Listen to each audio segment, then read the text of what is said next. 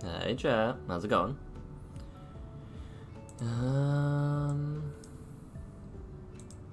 Actually, let's do this.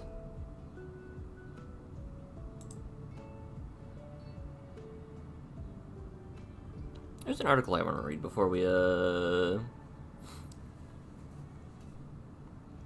get started. Carry on.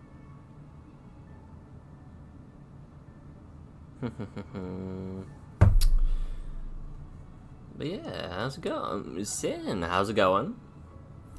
I am immediately enamored. We're gonna take a look at this article and just kind of chill and chat while discussing Magic the Gathering Final Fantasy. Keep my eyes on some spoilers and stuff like that. Because Mark Rosewater was talking about the design of Final Fantasy. And I'd read a bit about this. They had talked about like making in-Magic sets and how they designed their set. It's very interesting. So I'm gonna give it a read. I'm gonna chat with you guys about it and stuff. So when making in-multiverse Magic settings, we designed it specifically to inspire one or more Magic sets. I am enamored. I'm gonna spend so much money on it. I'm glad I have some cards that I can sell from games that I don't play anymore. Otherwise, it wouldn't be problematic, but I'd like to joke that it would be problematic. Having done this for over 30 years, we have a very good sense of what we need. Usually we'll design slightly more than what's necessary so we can fill out the set, but we don't spend a lot of time on things you won't see. We'll leave some threads for us to return to, but mostly focus on what the set has to have. Universes Beyond, very different. We don't design worlds for these sets, we make cards based on someone else's settings and stories. In the past, we've talked about the challenges of adapting certain worlds for Universes Beyond. It will be problematic. Listen. For example, flying is a common pinch point for Universes Beyond. Magic sets need a lot of flying creatures, and not every property has a density of flying creatures in its setting. This means we often have to dig deep into some very obscure aspects of the source material.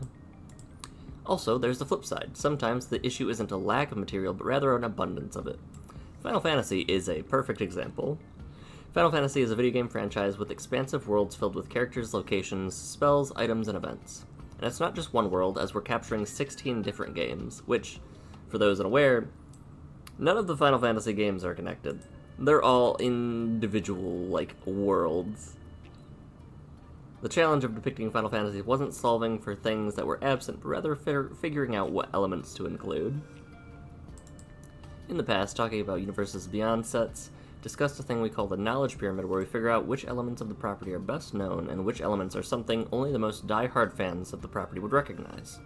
This set had to create a second tool, one that measured not familiarity, but popularity. But don't they overlap? Yes, kind of.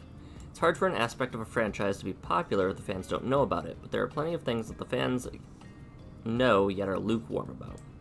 Inversely, there are less commonly known things that are adored by those aware of them.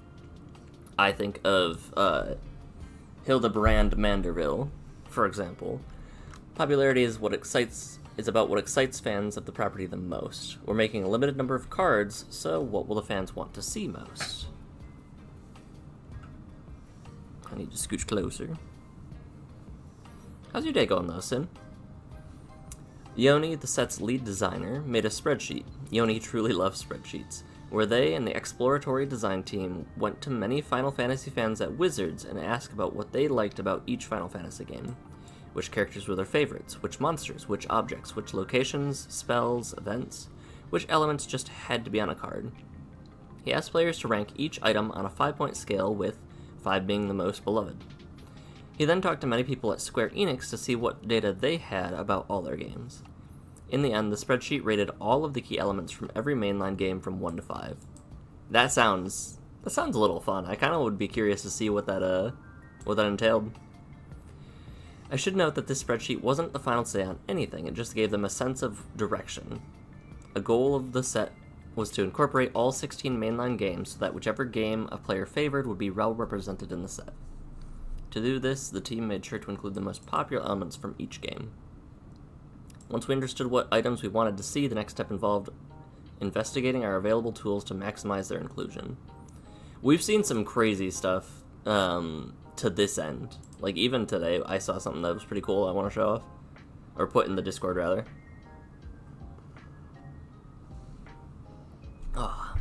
First and foremost, we got to turn many elements into cards. The spreadsheet did a good job of helping us understand our priorities, but it's not as simple as just putting the top of each list in the set. Magic sets have a design skeleton. Each card slot has a purpose, and the card filling the slot has to match the mechanical needs of the slot. Interesting. For example, we need to make enough creatures throughout the mana curve. That means we need small, medium, and large creatures. Makes sense. The first big task of Universes Beyond concerns finding the elements of the property for the mechanical needs of each slot. That requires another spreadsheet that looks at each element of the property and assigns it a magic color identity. I'd be curious, actually, after this, to look into each of the cards and see what the average mana value of each game is. Some items clearly fit into a certain color, while others have a bit more flexibility. We tend to write down every color the franchise's elements could be, because the space can start to get tight in certain areas. In addition to colors, it's important to get a sense of card type, mana value, creature sizes, and rarities for each element. None of this is set in stone, so it's more of a guess, but you want to get a good sense of the parameters for each item. Rarity tends to be determined by 3 things. One is frequency. For example, our team identified the elements that show up in many games and worked to include those in common cards. Those were things like Moogles, Chocobos, Malboros, Townsfolk, and Potions. There were elements almost any Final Fantasy fan would recognize. The second is complexity. The higher the rarity, the more complex the card gets. Simple background components can be captured with singular concepts, while characters, especially ones that players spend a lot of time with, often require more complexities. Fair. The third is excitement. They want them to be big, flashy, save many, but not all of the most sought-after elements for rares and mythics. Once we understand the parameters of each slot, we start filling in our skeleton with specific references. So this is like it feels like I'm reading a game design document, or like a step-by-step of how a game design document is drafted up. We start at the top of our list to make sure that the most important ones get a good slot. There are 3 ways to fill those slots. First, we choose a component from the property, find a slot that matches the color, card type, cost, and rarity, then design a card from scratch. This is what we call top-down design, where everything about the design is specifically chosen to reinforce the flavor of a card concept. This type of design is easier at higher rarities as there are less requirements to fill. Next, we take a slot with a mechanical need and find a component to reinforce that need. For example, set design needed a character for a white creature card that cared about equipment. They looked through our options, and their choice was Adalbert Steiner from Final Fantasy IX. In this game, this is a prominent character whose abilities with his sword are closely tied to his character. The essence of Adalbert Steiner's character is related to his sword, so him having support the equipment theme in the set matches the needs of his character in the broader set. While there are certainly cards where every aspect of the rules text hits upon a flavorful aspect of the character, it's not necessary. I feel like they've done a very good job, though, so far, with the stuff being flavorful and rules texty. Yes, something in the rules text has to feel connected to the character, but everything doesn't need to be. A common trick for Universe Beyond sets, if you have one line that's super flavorful, the rest of the rules text can be more functional. It can't contradict the character, but it's okay if it's more functional than flavorful. So it reminds me of the Cid. The deck can have any number of Cids. We use that text to help connect the card to a larger structural needs of the set. Finally, there are bottom-up card designs. These are cards where the mechanical needs come first. The challenge is figuring out what creative element from the source material could be. For example, the design team had a small flying creature that made a 1/1 creature token. They looked through Final Fantasy and decided that it could be a Dragoon and their Wyvern companion. Okay. After a while, certain sections of the set will be filled. That means some elements won't have a home. We may be able to make them fit by shifting minor elements, but we often have to set them aside and move on to the next element. Set design discovered there were elements they really wanted in the main set that they couldn't find room for, so they talked with the product architect, Zakeel Gordon. Part of his job is handling budgets and figuring out what products should exist in conjunction with the main set. The decision was made to slightly increase the size of the set, adding some uncommons and rares. Okay. I didn't think about the fact that, like, the set size and, like, whether or not there's commander product and stuff like that isn't set in stone, even through a decent chunk of card design.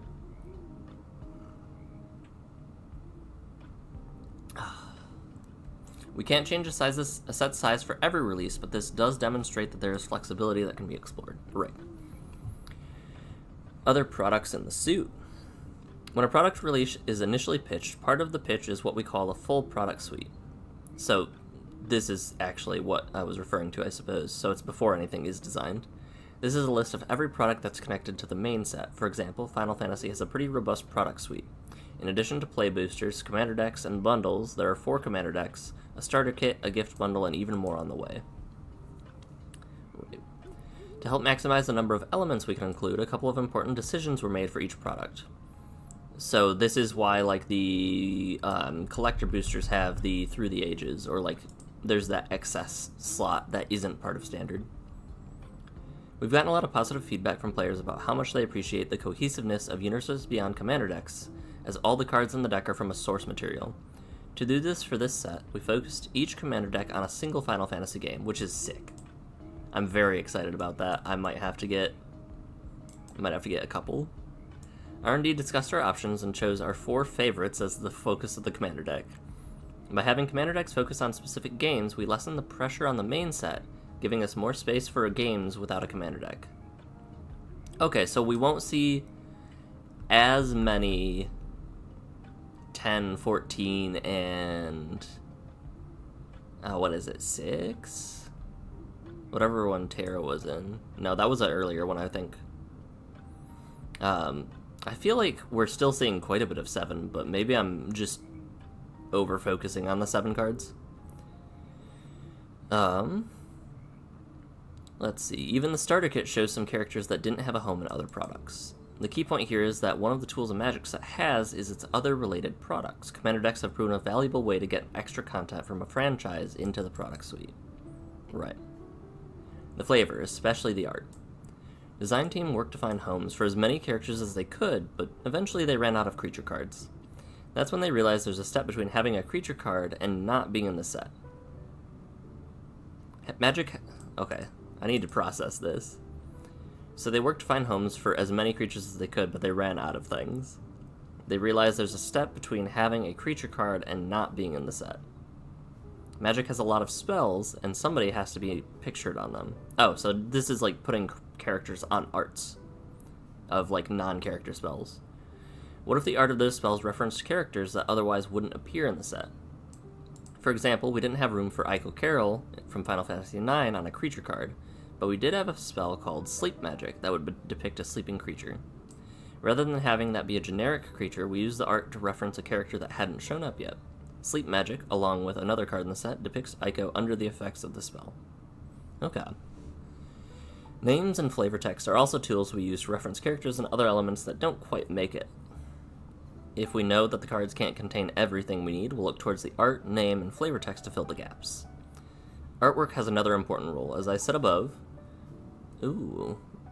Esper Origins, Esper Modwin. As I said above, one of the goals of the design was to reference all the mainline Final Fantasy games. Certain elements show up in multiple games, so we had to choose which version to show. This lets us give certain games more time in the spotlight. For instance, the Behemoth shows up in many games. While there are many versions of the Behemoth, the one that shows up in this set is from Final Fantasy II. I'm curious.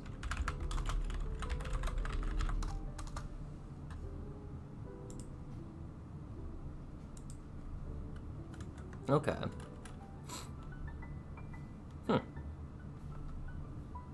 So Behemoth is pretty similar across the board, it looks like. Card names also played a role here. For instance, summons have been a key component of the franchise since Final Fantasy III, but different games will use different languages when referring to them. For instance, in 8, they're referred to as Guardian Forces, so all the 8 summons have GF in their card name. Oh. So we are getting different summon cards from different games. Interesting. Speaking of summons, I have a preview card to show you. Not just any preview card, a double face. This is the one actually that I showed off in the Discord. It's a sorcery on one side and a saga on the other, which is sick. Esper Origins, 2-drop, surveil 2, you gain 2. If this spell was cast from a graveyard, exile it, then put it on the battlefield transformed with a finality counter. Reveal the top card of your library. If it's a permanent, put it in play. Second phase, adds 2 green. Last phase, board-wide buff. Like, that looks really cool. You're excited for today? It's your dad's B-Day and you get to go to the movies and eat ramen? Hell yeah. Happy birthday to your man. You old man.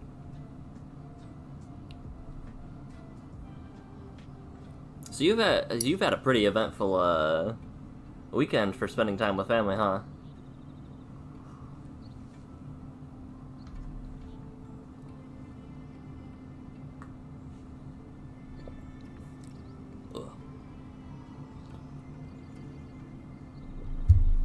Right, this is what I was talking about earlier as well. Another tool available to sets is a bonus sheet. The first bonus sheet appeared in the original Time Spiral set. The Time Spiral block had a time theme, and Time Spiral was about the past. We wanted to find a way to put old-feeling cards into boosters.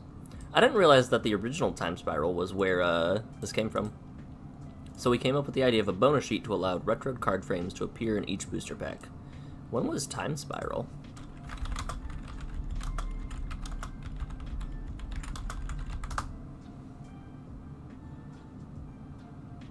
The original Time Spiral. 06. 06 was the first bonus sheet? Interesting. It was so popular that we brought it back multiple times. For this set, the Final Fantasy Through the Ages bonus sheet contains cards from throughout Magic with a fun twist. So like Ragavan and Nyxbloom and stuff.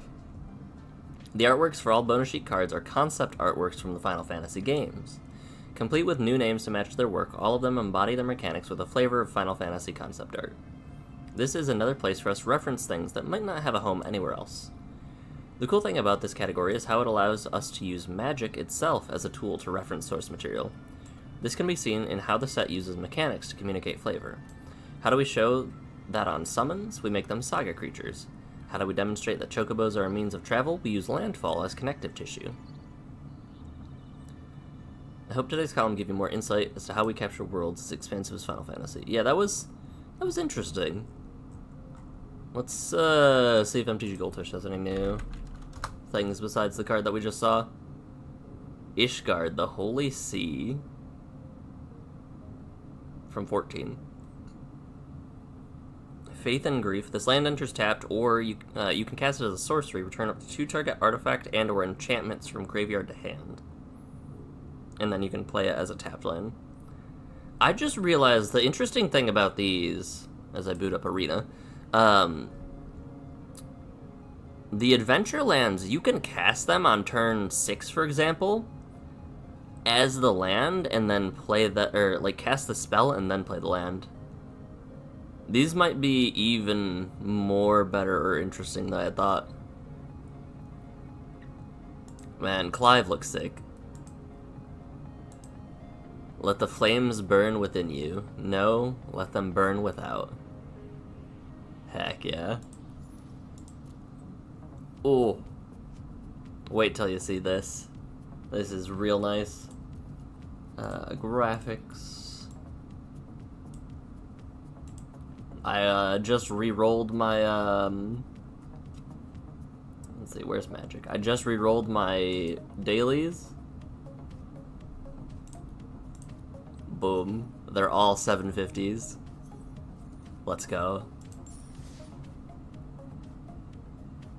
Alright, we're gonna make a Kazuya card. Oh, it makes Kupo noises. That's sick. I mean, they've done Street Fighter. If they are looking for Universe Beyond content and are doing, like, small secret layers and stuff like that, I wouldn't put it past them to, what's the word? To utilize Tekken as, like, a secret layer drop. The Doria special? I hear Doria and I think Ganondorf, so... Ooh, interesting. I like this.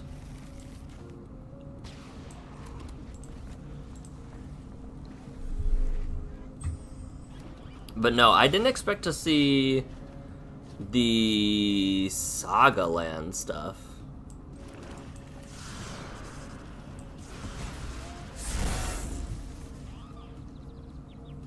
Plot is interesting. I played against a plot commander the other day, or I saw somebody play one rather, and that was really, really cool. When you cast your first creature spell each turn, that spell gains mobilize. Interesting.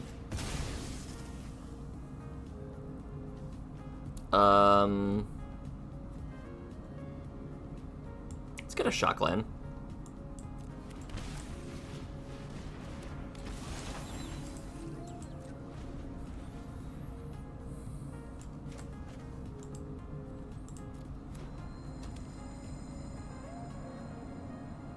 That's a sorcery, we can kind of chill.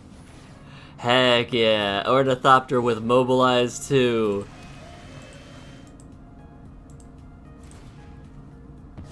Alright, that's problematic though.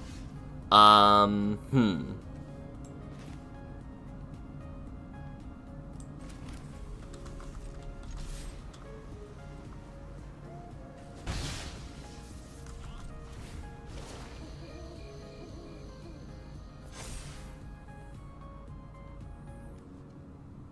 very concerned about the Ghost Vacuum yeeting our Dragon's approaches.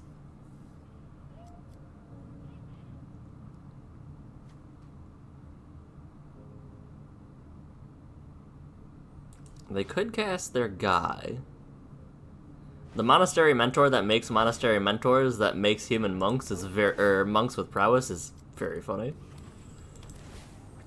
We'll check periodically back on the Final Fantasy stuff, by the way. Both of the cards I've seen so far today are very cool.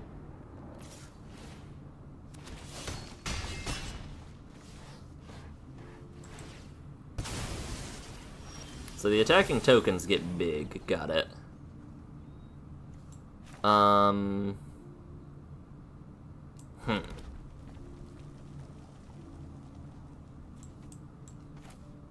think we drop a land. I don't think we want to give them just a card that we can exile with the... You aren't what I need, unfortunately.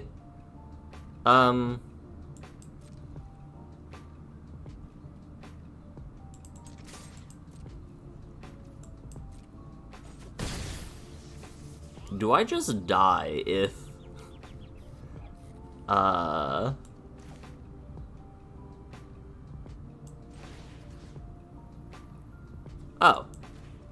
We just eat that.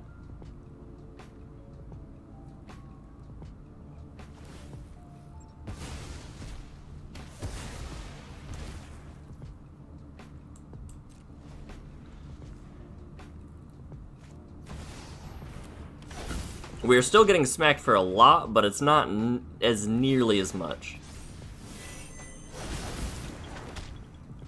Okay. Now they get to see what kind of deck we are. And if there's a Dragon's Approach on top, I'm gonna be sad about that, but that's fine.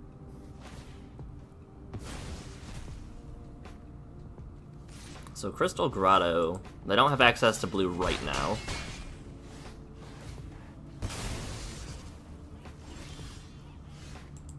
What did you see? Oh, okay.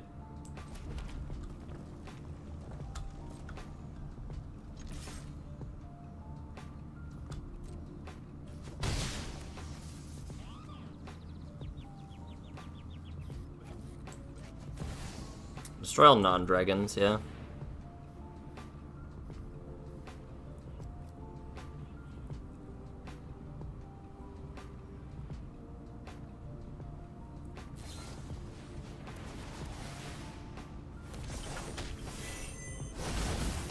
Not how that works, but okay.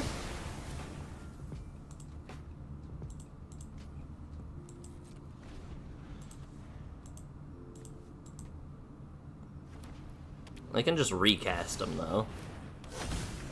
I'm glad this thing didn't get the mobilize ability.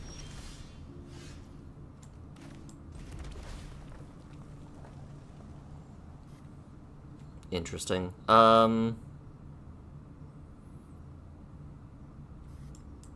Yes, so we'll keep that.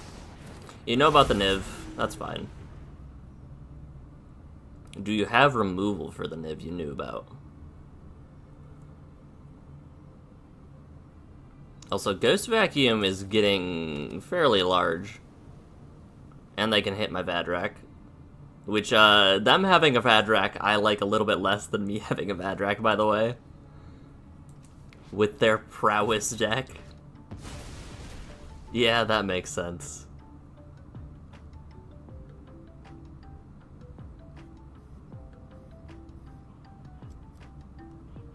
What does that do? Whenever you attack this turn, make 2 guys. Interesting.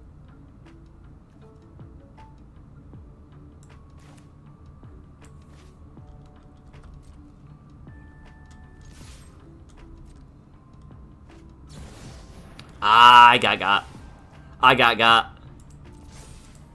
What are the odds?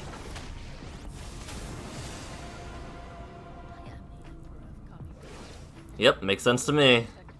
I got so bamboozled by that. Alright. Do you have the counterspell for my commander too? That would be wild. Okay, no counterspell. I got so gotten by that. Oh. An actual Xander sleep stream? It's all downhill, Grish. It's so bad. Oh, brother. I did not expect the Wandering Emperor to flash in and exile my Niv. I was like, oh, I'm gonna wait until after combat before I cast my Dragon's Approaches so that I can draw some if they remove it, then they remove it. Otherwise, I deal some damage and draw some cards. They exiled it. I'm like, alright.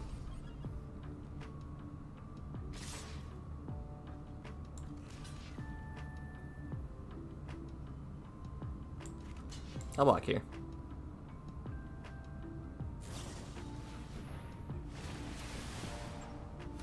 Joke's on you, that's what I wanted.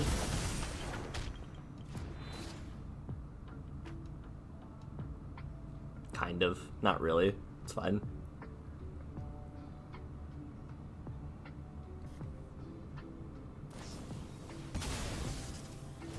Okay. Oh, yep, they're just pumping their board. Yeah. That makes sense. Also, I would have died if I didn't block. 1, 2, 3, 4, 5, 6, 7, 8, 9. They have to sacrifice 4 things.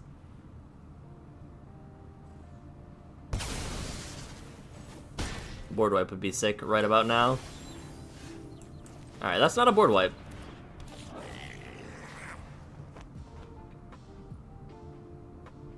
Alright, I'm dead.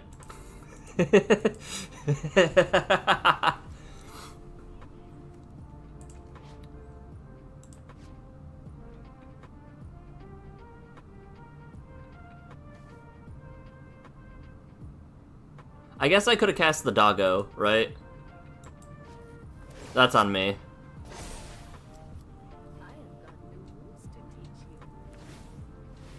Yup. Yeah, I should have cast the dog.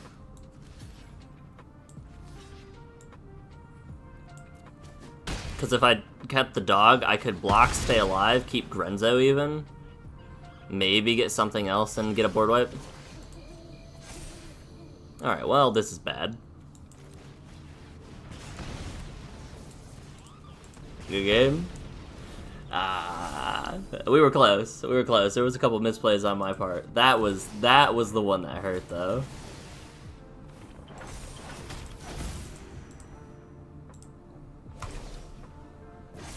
We got absolutely bamboozled by this Wandering Emperor. Why don't you... Hold on. Once in future, what did that one do? You can cast an instant or sorcery spell? Why don't you put that on the dog? I mean, you were just finishing the game, but you put that on the dog with first strike, then you cast an instant or sorcery, then you buff all your dudes? Seems good. That's a really good card in that deck, actually.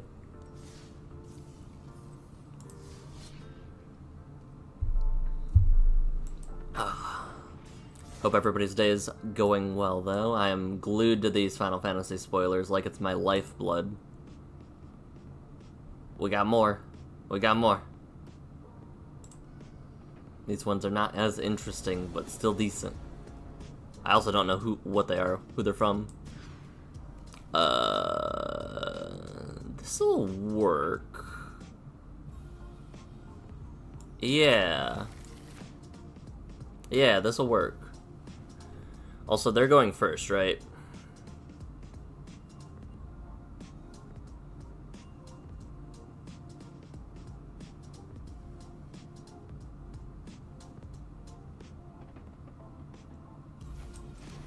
I'm going first. Heck yeah. Let's island cycle for our untapped land? Untapped land. I want the DRC turn 2.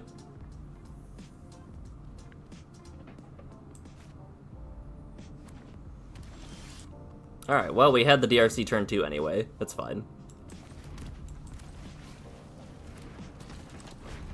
Never not had it. But yeah, if you're just coming through, we are rounding out our Xander deck, where we started with all commons in the deck list. Yeah, we need lands. Well, hold on. We can surveil more lands later, it's fine. We'll keep track of stuff on top. I've got a Bajuka Bog I can play. We started with 99 commons. As we win games, we earned our points that we could level up, eventually get rares, mythics. At level 50, we finally added mythics to our deck, so we are on our victory lap, essentially. But we're going with Lord Xander, Dragon's Approach. Corgo. This is District Mascot, right? Shout out to Roiling Regrowth. Shout out to all of these sack land, get lands card. Entish Restoration being, I think, still my favorite one. If the...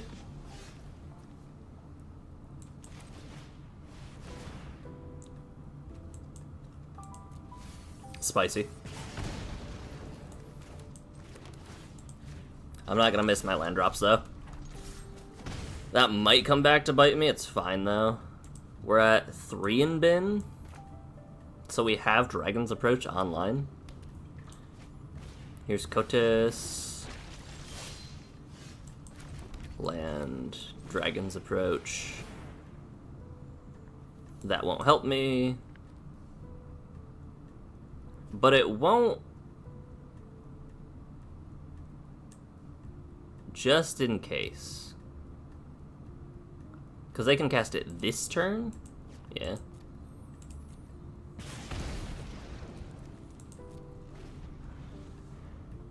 I'm not actually bothered by that.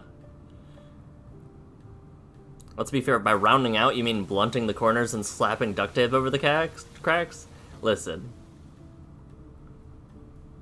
A whetstone sharpens the swords to the finest possibility. Man, I'm glad that I, left Damnation on top.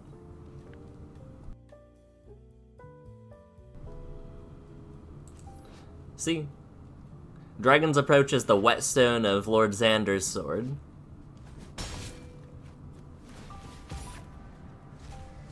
Oh, they stole my Grenzo? How dare you.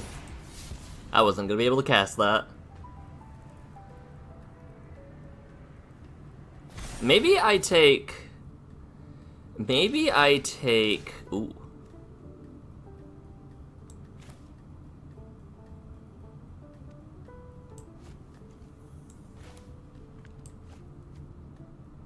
What do I solve the equation for, though, is the question.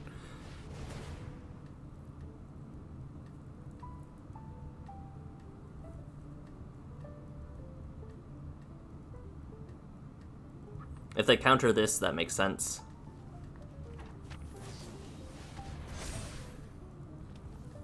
One, two, three, four, five. We're getting closer, but we're also getting... This lets us cast a Dragon's Approach, I guess. Wait, what? Then counter up to one target spell unless the controller pays mana value equal to the greatest power. What? Oh, they targeted no spell? Okay.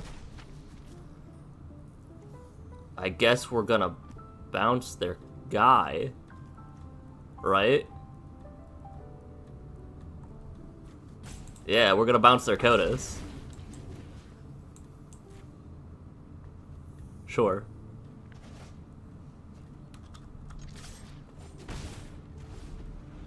I don't know. I don't make the rules. Okay. Cotis, hello.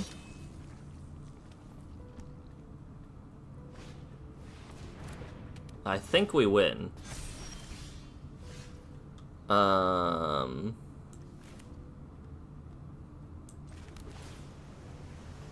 Surveil and approach to the bin. Okay, we don't win-win. Surveil a land to the bin. What do we get, though? Do we have anything for 2 mana? Uh-oh. Yeah. Wait. 6, 7. So that's not enough. We don't be cheeky. We don't be cheeky. We grab Psych Rift.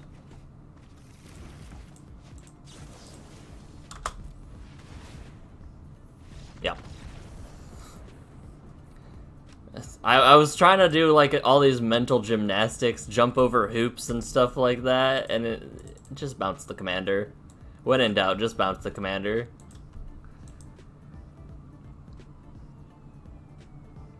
Do we need much besides... maybe our mana base? I'm so happy about our rolls being all 750s, though. Do we need anything else?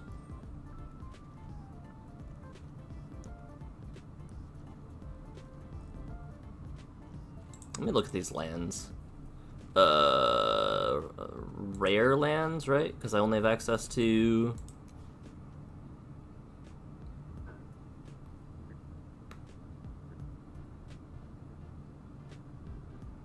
That's not bad. Swap out the Furnace for Arena of Glory. Or we could do Mistrise Village or Otawara.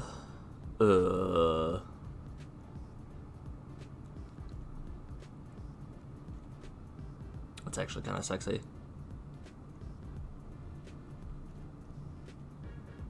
Let's bring in Arena of Glory.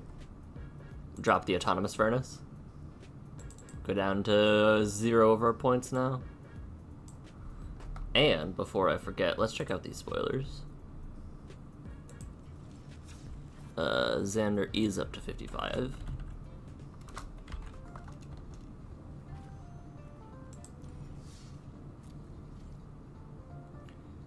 Make sure it goes to where I want it to.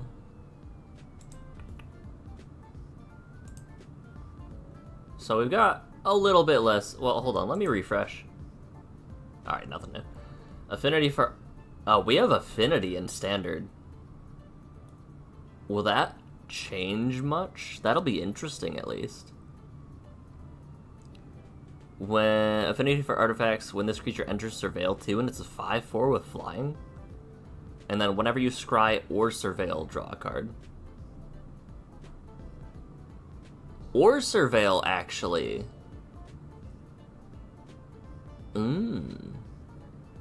probably not gonna be super good still. It dies to cut down still. A 3-mana spell that dies to a 1-mana spell does not seem super standard playable. We'll just have to see if it plays out any better. You're so mad the Adventure lands are in a Final Fantasy set and a main set? Not a main set? Okay, I have a question for you. Because there are varying levels of unwillingness to support product.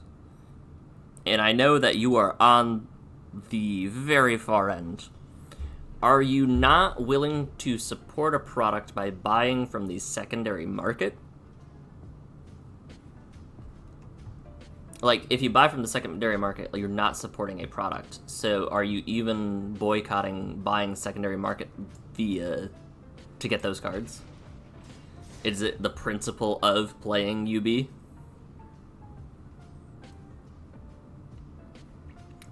Because that white card also, like, every single Adventureland that we've seen has spoken to you on a spiritual level, and it hurts me to watch you go through this pain.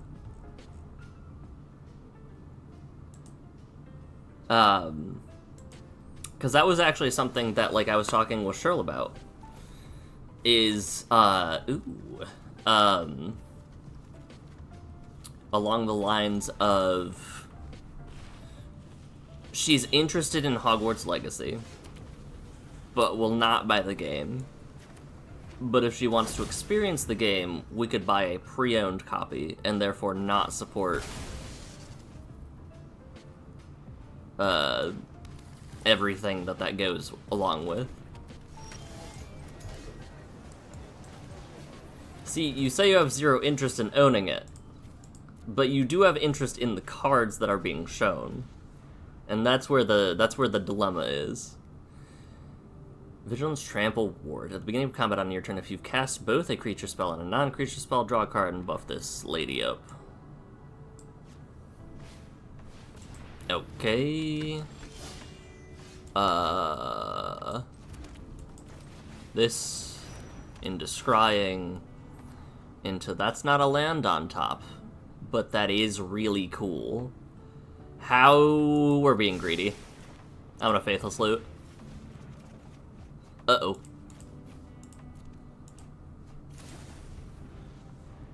We just need one land. If we don't get a land, it's absolutely my fault, and I understand that. We just need one land. I can Dragon's Approach if we don't get our land. Okay. They just hardcast that.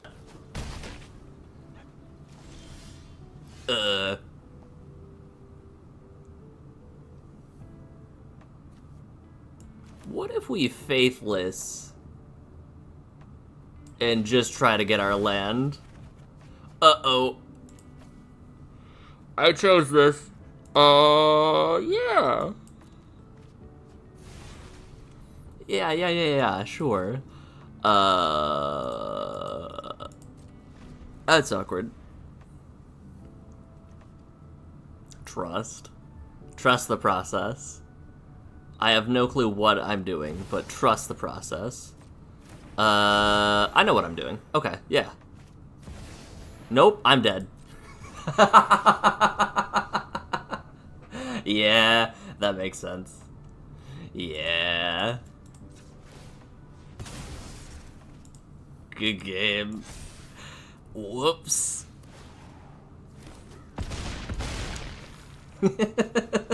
I love trust the process into immediate loss.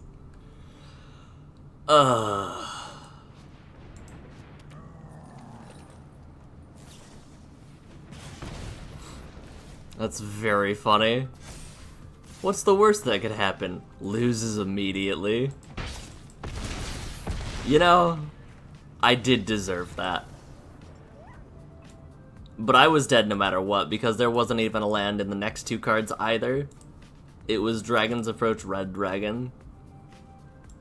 So whether I, The only Lord of the Rings you own is because it was either gifted or randomly inserted. While you own them, you sold them because you're never putting any of them in your decks. You're staying in on business. Well, I hope then that these find their way to you in a meaningful Universes Within soon.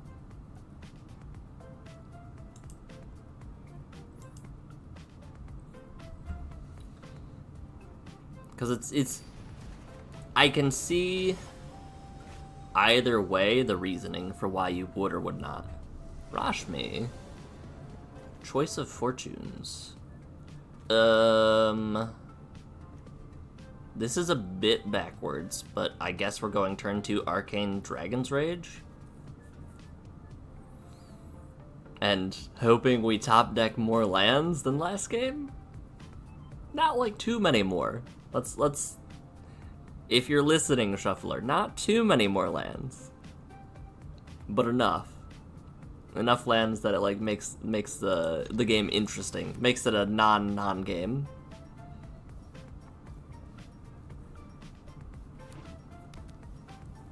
Waterlog Grove. Into Llanowar Elves. What is this? Boom. Exile my graveyard.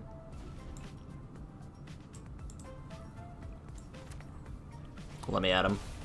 Ooh. Interesting.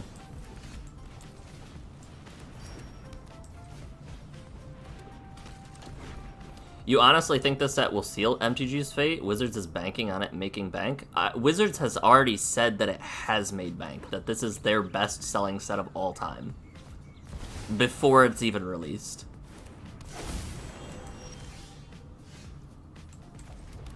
So do with that information what you will.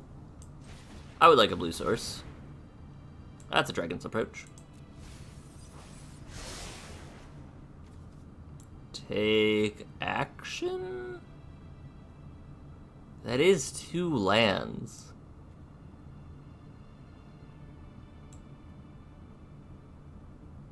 No.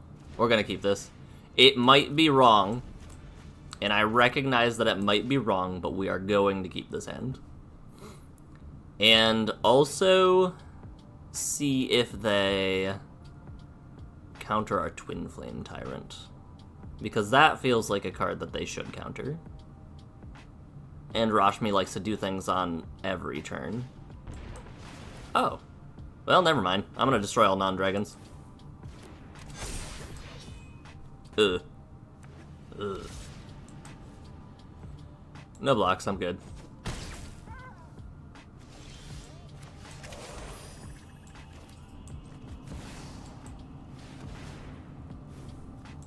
That's enough. Is that enough lands? I have a Drakazeth on stack. Alright, 3-3 now taps for just colorless. A Rashmi Elf deck is interesting, though. I've never seen Rashmi Elves.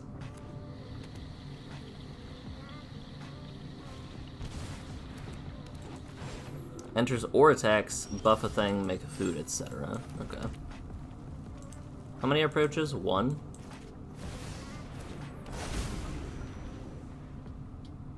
How do you feel about a Twin Flame Tyrant opponent?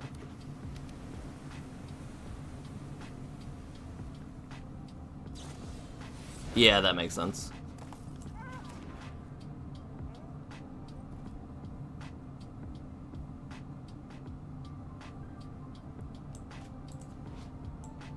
Buffs a different creature, makes a food, or makes a treasure. Okay.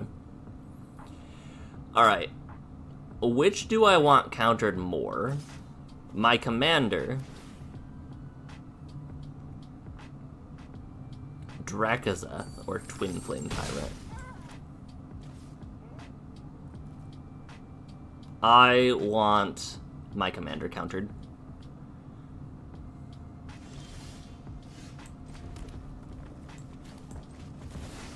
You find that greatly concerning. Non-Wizards IP selling better than Wizards IP can only lead to an abandoning of the game roots. Yep, that makes sense to me.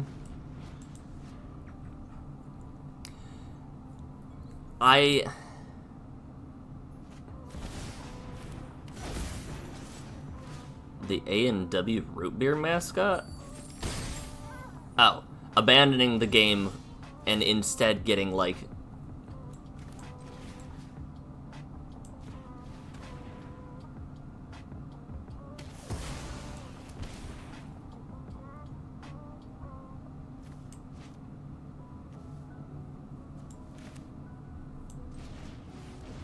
I know you have counter magic.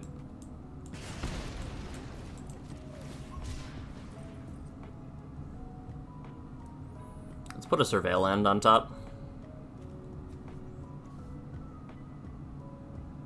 Do we have enough red sources? No.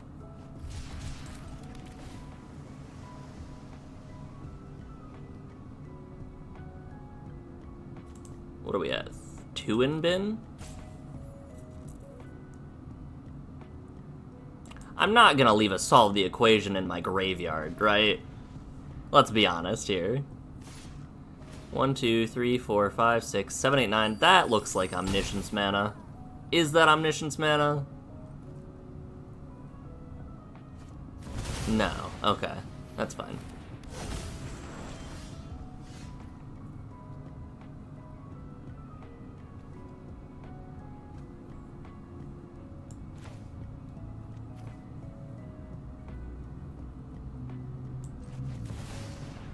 How do you feel about this? How do you feel about this?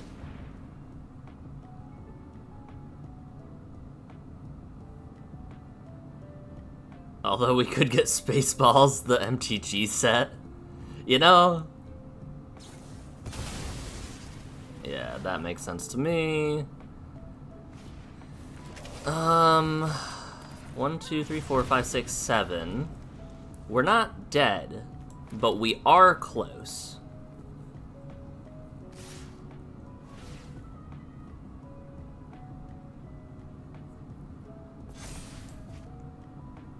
What do we live to, right? 1, 2, 3. They go to 6.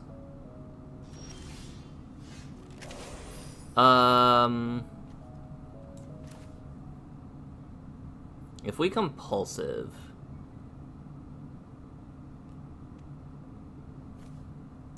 Let's do this. Let's see what happens.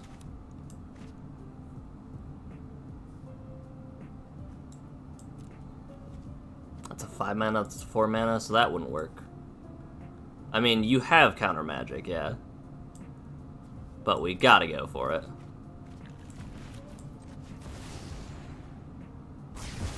Oh! Okay.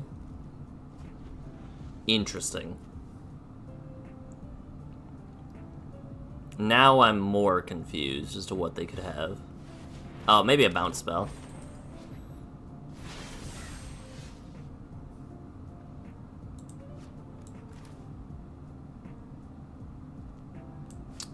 You've gotta have bounce magic, right? Drakaseth is never living this. Ooh, counter magic.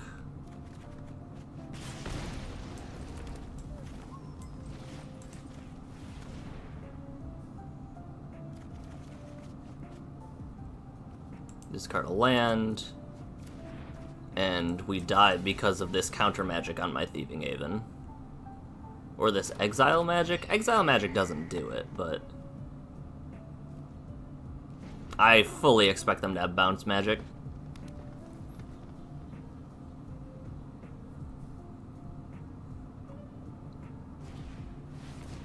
Okay. Oh, that's problematic. Whenever you cast an elf spell, whenever another creature enters.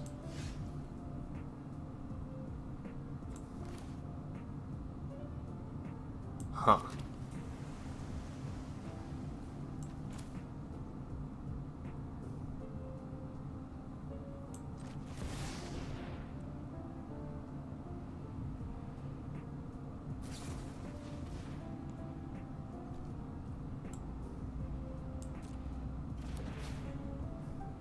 I'm fine with that. I am just dead. Let the record show.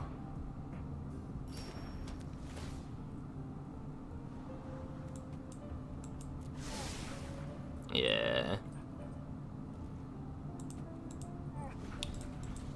Interesting. I'm not fond of the... I'm not super fond of the, bounce typal deck.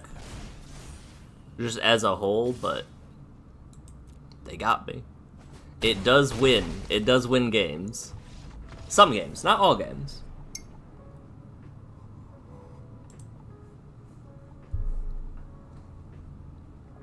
I don't think that this set necessarily is what, by the way, seals Wizard's fate. Or MTG's fate, rather. I think that the next several years, honestly, will make or break the difference. Because if they keep doing Universes Beyond, yes, theoretically, they can just return to these Universes Beyond sets that have made them money, but if they've done sets like this exhaustively, where they've done Final Fantasy 1 through 16, and they, over the years, if they don't see not only growth, but also sustainability, I think that's where we'll see the shift back to this, potentially. Very curious if I'm just gonna lose to this Zada right away.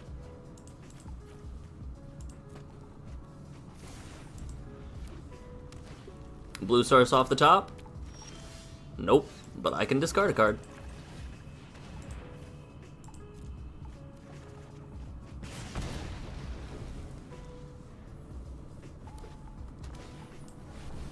Handwear Garrison. They too have cultured tastes with their faithless looting art. Let's go. Alright, we're getting red sources. We've discarded 3 Dragon's Approaches, by the way. I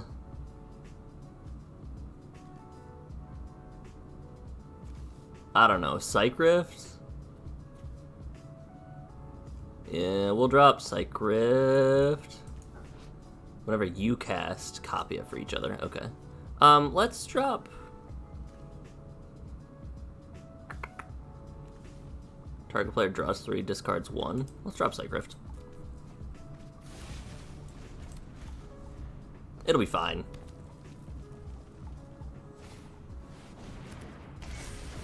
This is getting real spooky. Just an FYI. We are fastly approaching Danger Zone. Oh yeah, they've got instant speed target spells for 2 mana. I wish we could have drawn that now, but that's fine.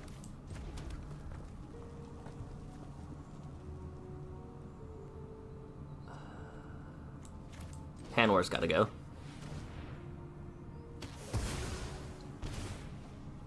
Handwar's gotta go because there's a very real chance we just die. Strike it rich.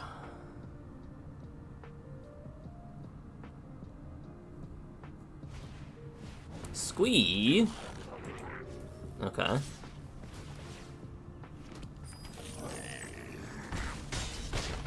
We still just might die. Alright. This is our play.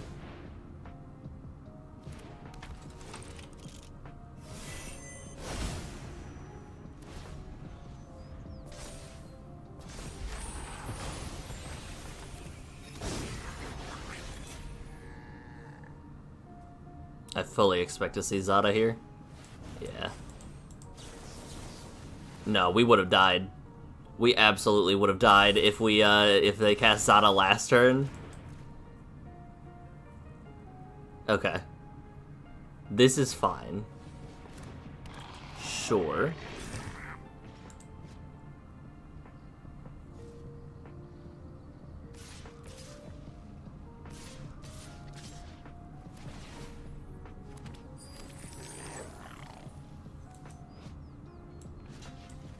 I'll block here.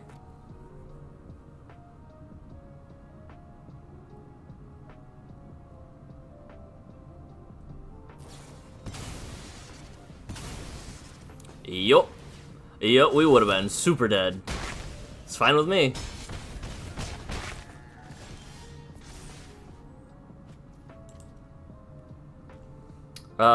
We have 2. 1, 2, 3, 4, 5, 6. We can... Does any dragon's approach save us? 1, 2, 3, 4, 5, 6, 7, 8, 9. So we're just dead on board. Unless we find something, but none of our... Okay. Land Damnation saves us? I think Land Damnation is what we bank on. Nope. Take action.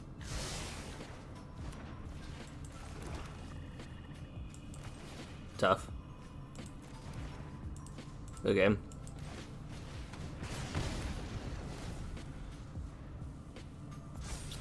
Because even if we get, like, the Meringue River Marauder, we can bank Stay Alive, but Zada's all about the pump spells. Tough. Tough, tough, tough.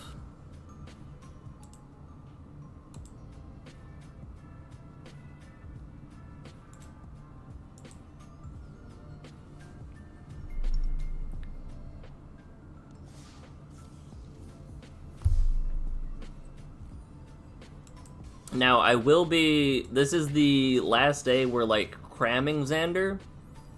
I will probably be playing other commanders, not level up decks, in the near future, just to bide time. Because we've got... 3 or 4 weeks until the 14th, or whenever the set proper drops on Arena.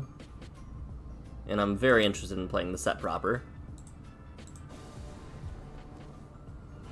Highway Robbery and no spells we can actively cast. We love that for us. Beator Kin to All is the toughness matters, right? Yeah.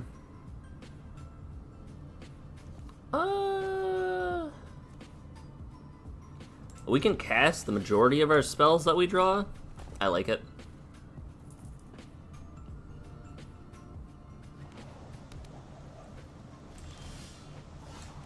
Case in point. Dragon Rage. Channel it. They're breaking out the Evolving Wilds over here. I'm very enamored with the Spirit Dragons are cool. See,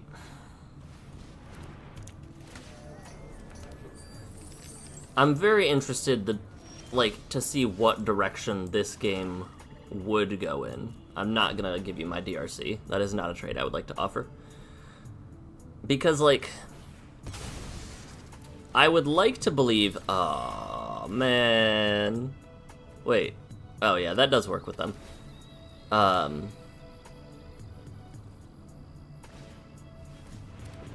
That's spicy. I like to believe in the ability for WotC to... We'll keep that. We are working towards Grenzo. Like, if they see that they have a fan base for a specific product, that they will keep doing that product, like, just because of, like, how well Tarkir Dragonstorm went? Alright. At least they got me before it was more than one. They could have sandbagged that for a while.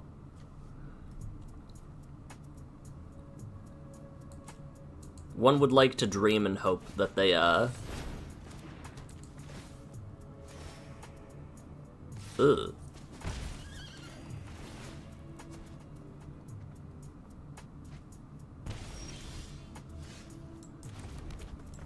A man can dream. That's what I'm saying, basically.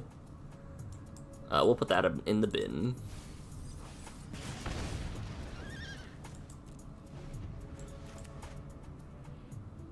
We are losing this war, I believe. Uh-oh.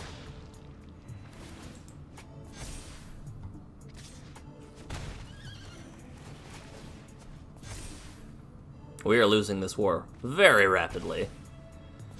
Ooh, okay. That does not get us where we need to be. That doesn't... That's not a combo yet, but it is a combo piece. Do we see Dina or do we see the Spring Bloom Druid? Yeah.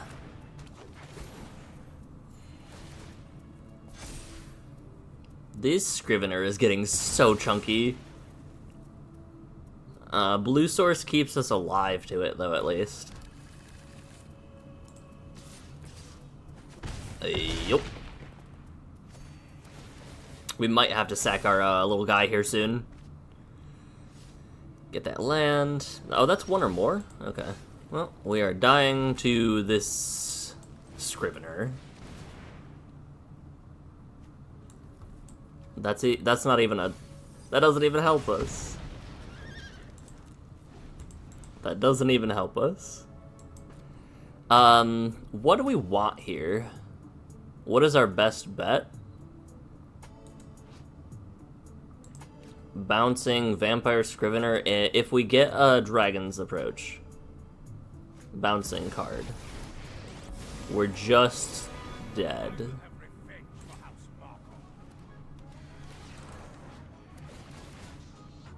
Oh yeah, I think we're very close, if not in general, to dead.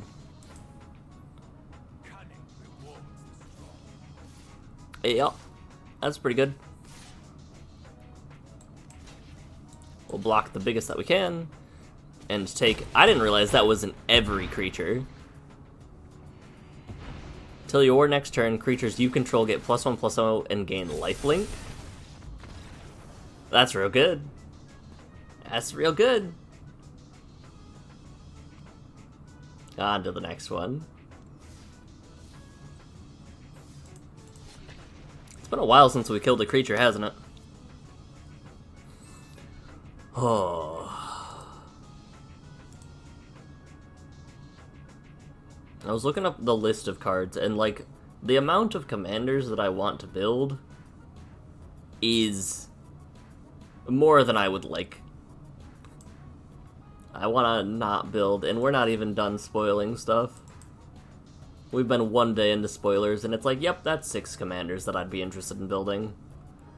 I'm interested in ranking them, because there are definitely a few that I'm like, ooh, I would love to build these, and there are some that are like, that's interesting. I see Lootmonger, they go first. We have Mana Surveil, I like it. We grab Blue-Black Surveil.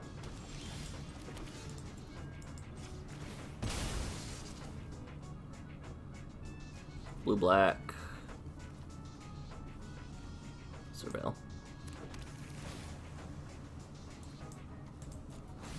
Starting turn 2 with 2 Dragon's Approaches in the bin? Alright. Bloom Tender.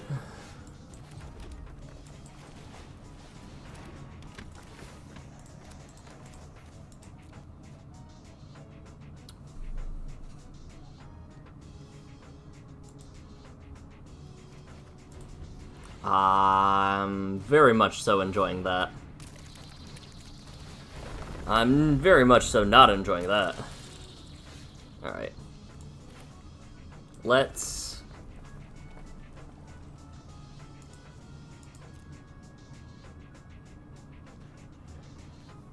We might just Entish, honestly. We'll either Surveil or Entish, no in between.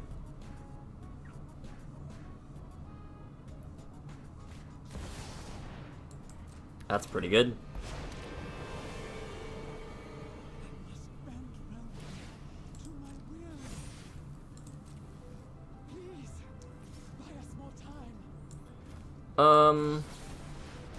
This, however, is good. What we're about to do is a little foul. Black, red. No blocks. We might as well have blocked, right? Because we are board wiping.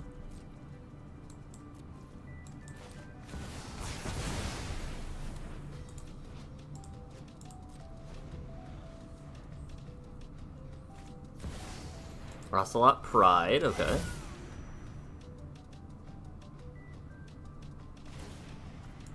Oh, so they're going for Retrace. Or the playing spells stuff.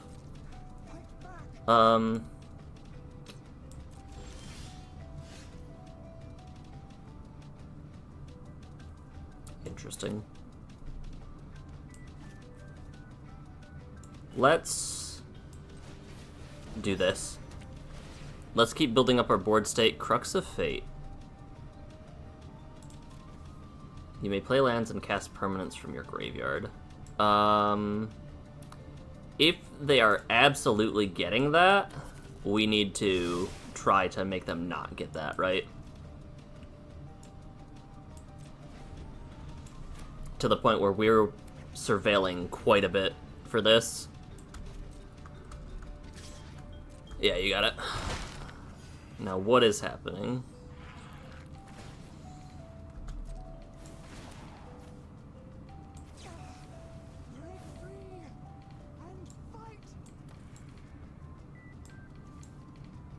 We're gonna bin all of those and do it again.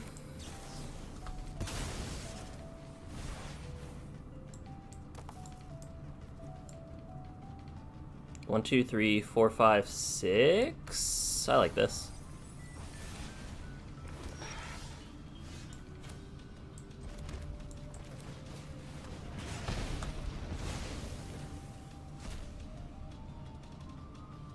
Do we think they have a kill spell or a protection spell? I'm gonna go this.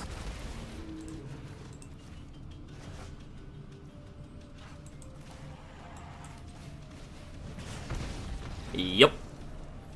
Yeah. Makes sense to me.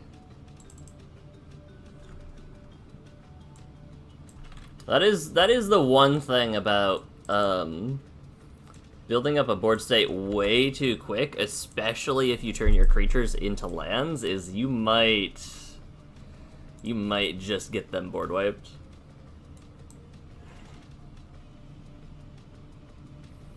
Shout out to Impetuous Lootmonger for getting us our 4th land, though, for sure. Alrighty. What do we got here? New announcements, that's fine. We got a pack, though. I'm hoarding my coins and gems. Songcrafter Mage. When this enters, target instant or sorcery in your graveyard gains Harmonize. Like, I've got my draft token, I've got my coins, I don't have very many rares and mythics saved up, but that's fine. I'm very curious what, if anything, this set brings to Standard, though, because we have seen a large amount of, mythics. Or not mythics, legends. Like, a large amount of legendary creatures, and that doesn't often lend well to being full-on decks.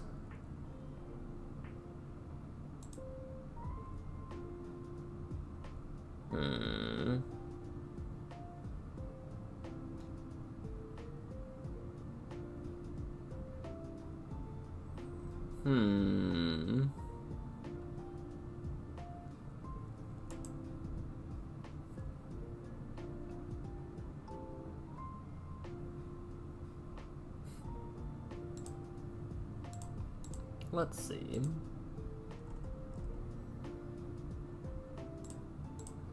Pantlaza, 24 karat booty. Heck yeah. Highway Robbery, I like this hand, I think. Interesting. We'll see if I like this hand.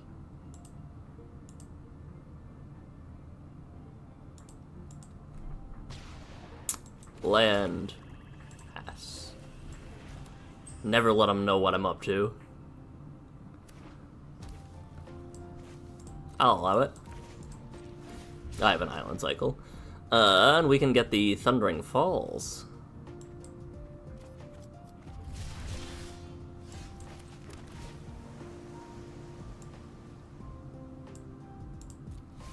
That's enough slices, please.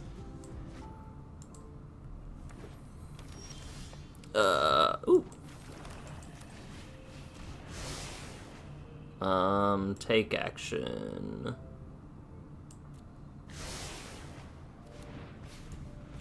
Nice. These includes, I like these includes a lot, actually. Crux of Fate gives them some ramp, which means Plant Laws on next turn. I like it.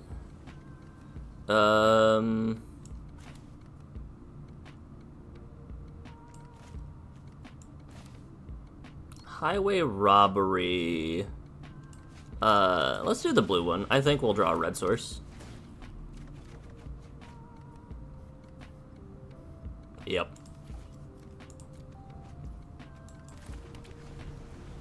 That makes sense. It's fine. Alright, how out of control is this gonna be? Oh. Dinosaur.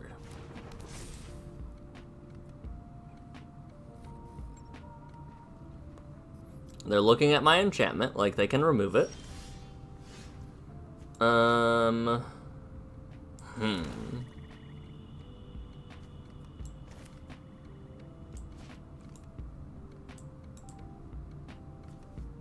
What am I okay with getting removed? Do I just do the plot?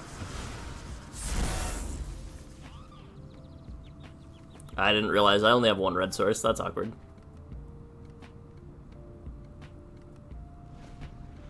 That's real awkward, actually. Hold.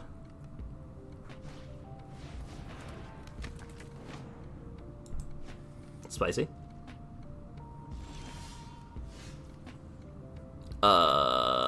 Discard a Dragon's Approach? I would like to discard a Dragon's Approach. Thank goodness.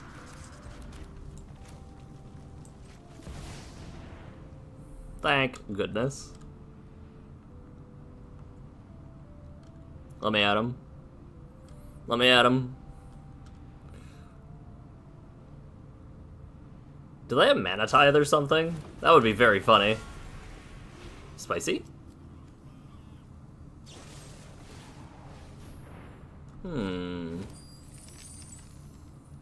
I'll allow it.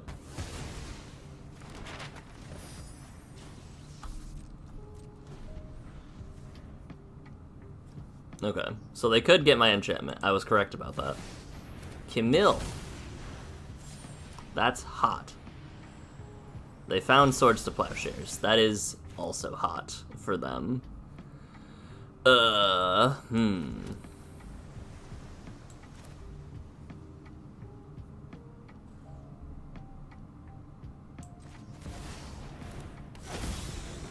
Little do they know.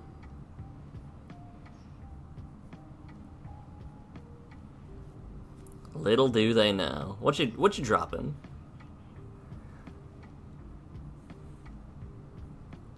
This is the hottest tech in this deck that I can think of. I'm so happy that I thought of the flare. Ear move opponent. Monster Manual goes away.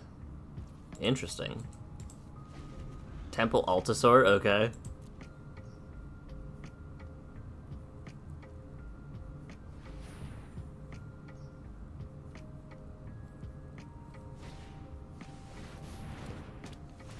Alright, well. Didn't account for that one. Not gonna lie. Alright, they're keeping their Swords to Plowshares for something that matters. That's spicy. I'm a little worried about how off they're going to go.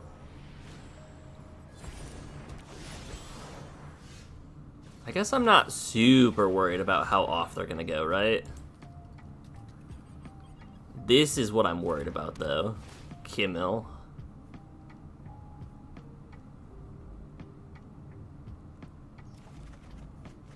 I guess we're dropping Dragon's Approaches.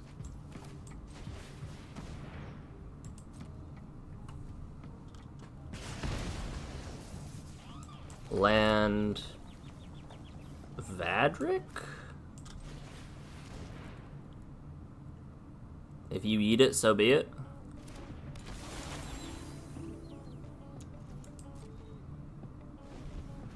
Oh, it's just a sacrifice effect. Okay.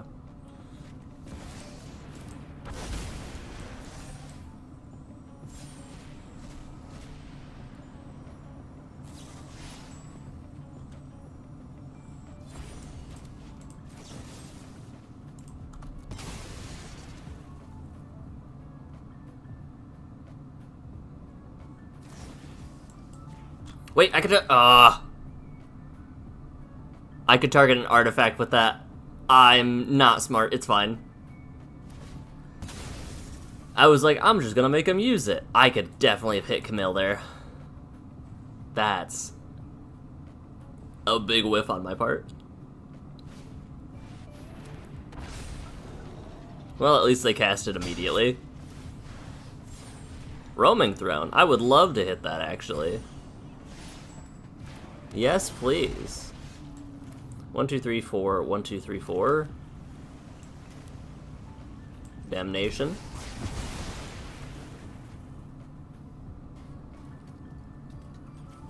Ruska. 1, 2, 3, 4. So the next thing we get does,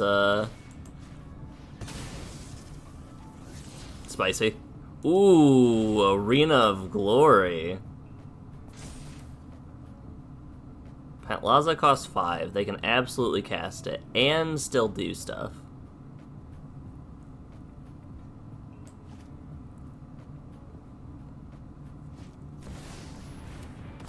Yep, they still can patchwork if they need to.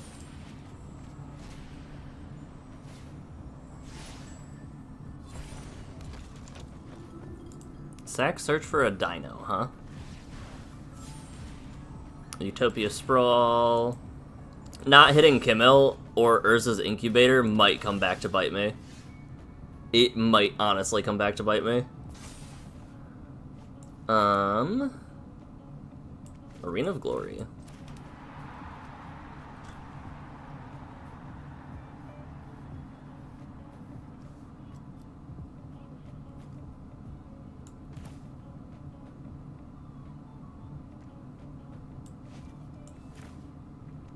I guess if we do that, they're going to have to...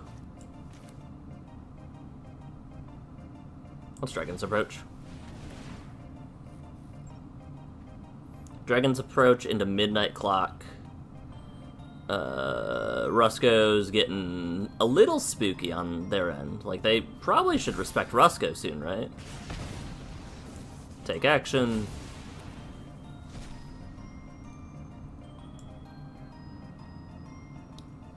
And the only one that matters is going to be this one. We'll bounce Kimmel, we'll bounce... I don't know, Urza's Incubator, I suppose?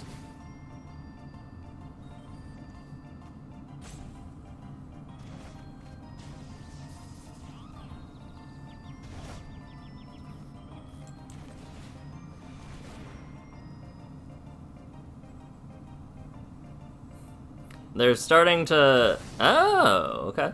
Sure. I'll allow it.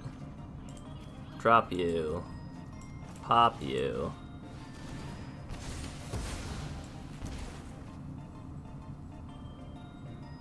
And then cast Pantlaza.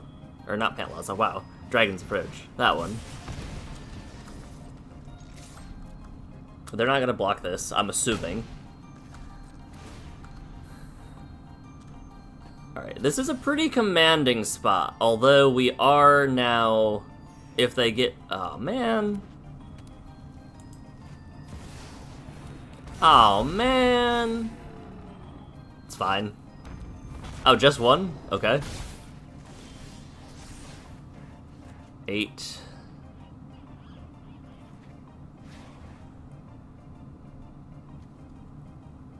What do we... Do we exert this? I think we do.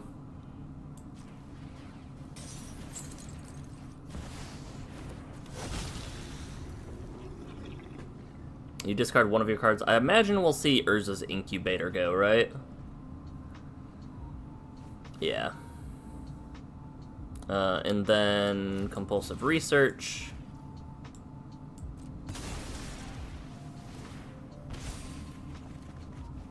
Drop a land, set up for the next turn win. Minus you.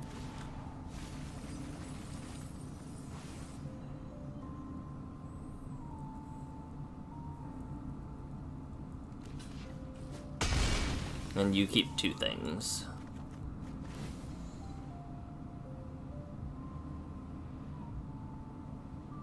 Oh yeah, they have to sack 3 things. Okay. Interesting. So I think we're good. One approach and bin. But that isn't what matters. What matters is if they have removal for Rusco or the... Alright, yeah.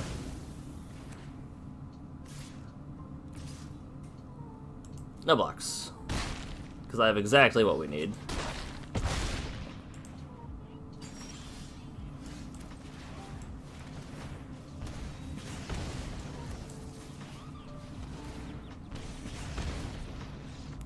Yup. Yup.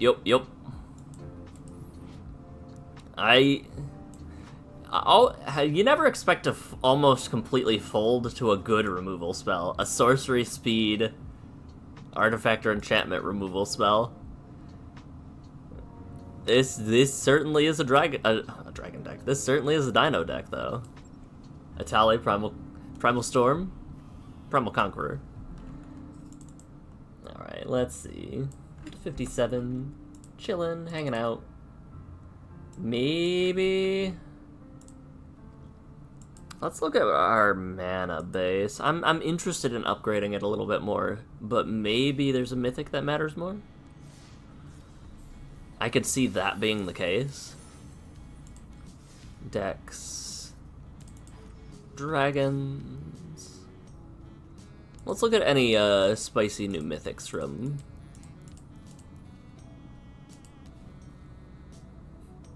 Oh yeah.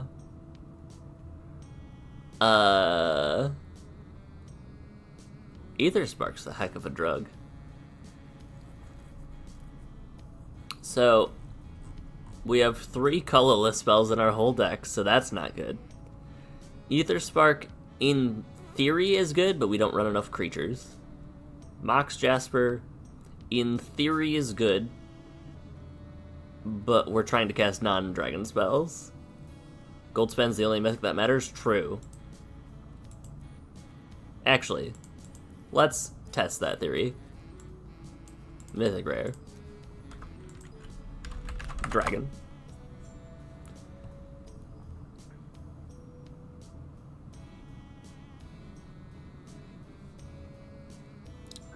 Right. Ooh. I don't know. Terror's a pretty close second. Can we tutor out Nicol Bolas Dragon God? No. Sad. Bonehorde Dracosaur has been MVP in any deck I've seen it played, though. Like, anytime this has hit the field, if you don't remove it, it's a problem. To the point where I'd probably run it over Atsushi, honestly.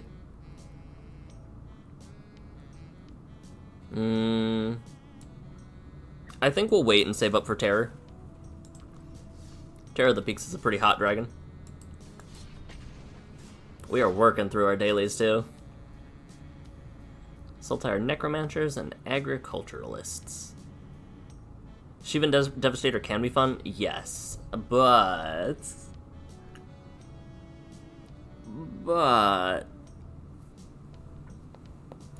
honestly... another hasty dragon to put into our deck isn't a bad idea. Another hasty dragon, but I want a hasty dragon that I can tutor. And that's the issue. Is that if I tutor up a Shivan Devastator, it doesn't exactly stick around.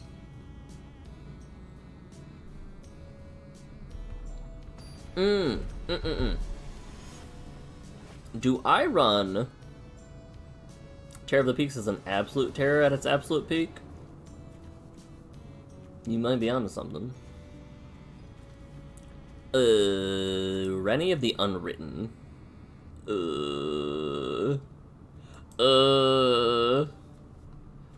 Interesting. Do we mulligan this? It's got everything we need except the mana we need to cast our spells? Yeah. Better.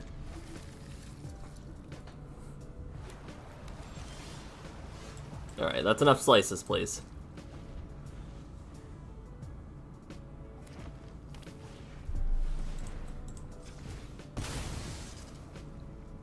I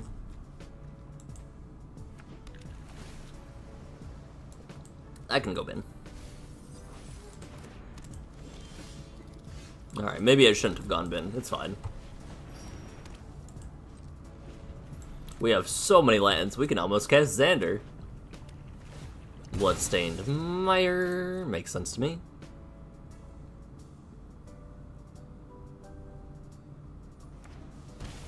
Shocking a thing.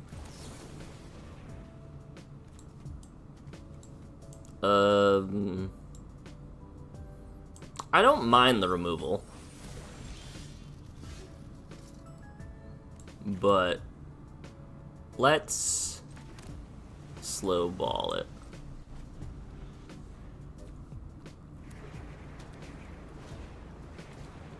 Yeah. They're also slow balling it feels like. 4, 5. Ooh. As long as this card is the top card of your library, you may look at it and cast it. That's spicy.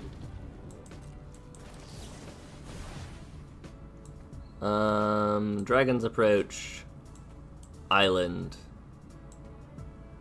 We're gonna Highway Robbery to drop some of our lands, I think.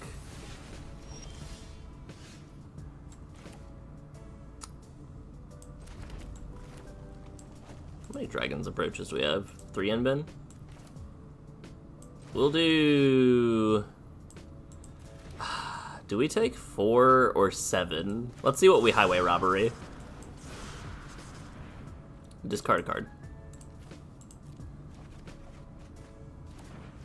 Okay. We're gonna approach then.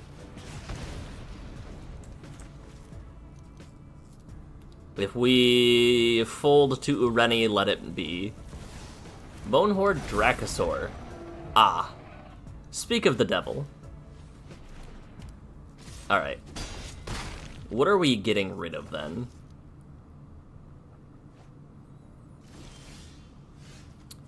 We are Dragons approaching up Meringue. Activating. Getting our Regent, bouncing these two. Tempo swing. And dropping Red Dragon to heist something from them. What is this? What is this? Wait. Alright, sure. Savage Ventmaw is a hell of a drug.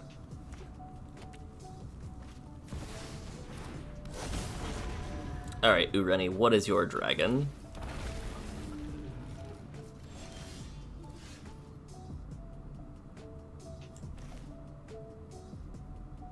Would you like to try again?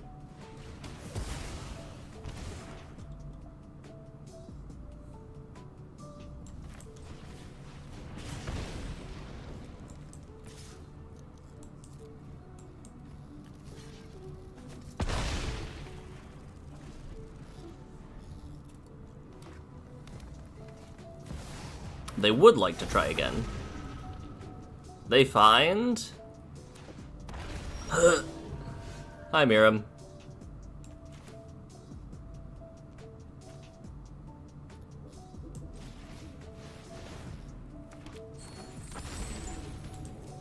Let's see how badly this goes. Yeah. We die. I guess we're not dead.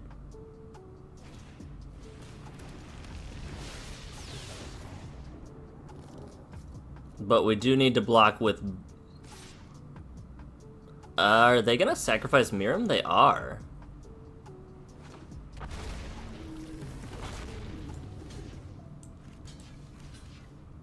Nope, I can't do that actually. Hold on. Because trample... Yep.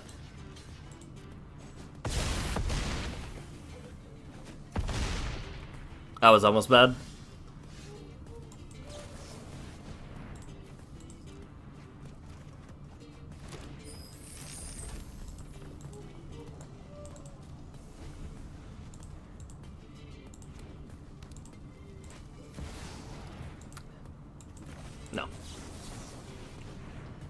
I'll cast a spell. Absolutely.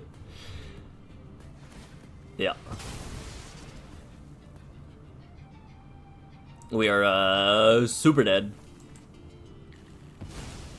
Get Stormscale Scion.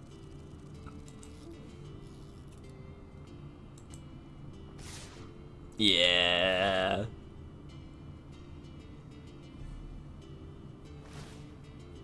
Oh, interesting. I did not realize that Dracasseth's ability is a mandatory 4 and a May 3 and 3. Okay. Very nice.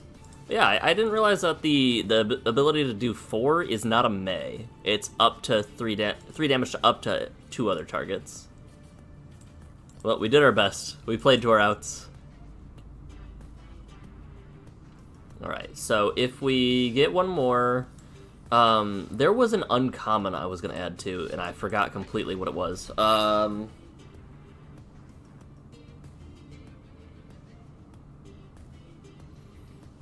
Something with a dragon. It was Dragons Mattered. It was a really good uncommon.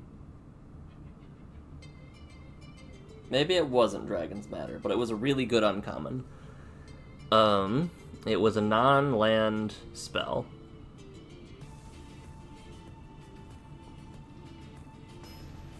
And I forgot completely what it was. It was recent, though, I believe. So, we have that to go off of. Grab the prize, Dragon's Approaches, sure. We've got spells we can cast and lands we can play. Unfortunately, Dracasseth is in hand, but maybe that'll be relevant. I love these lands so much. Grab the prize. Dragon's Approach. Well, you'll love to see it.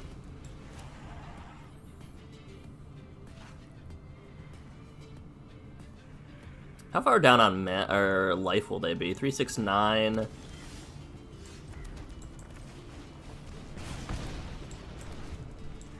Play Blood Crypt tapped. We've got 2 in bin, 3, 4, so we need 1 more. Haunted Ridge, okay.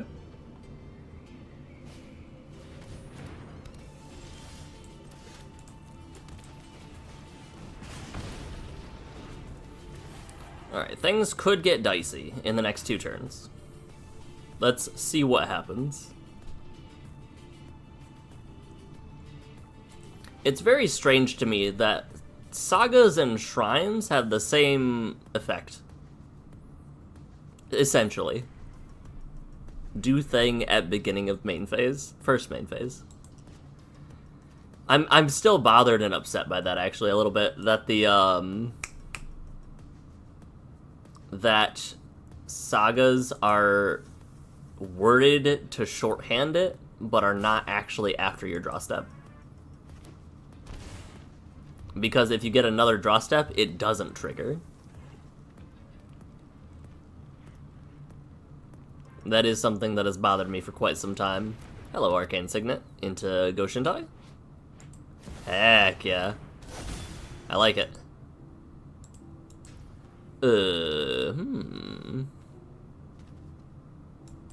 We can't cast that.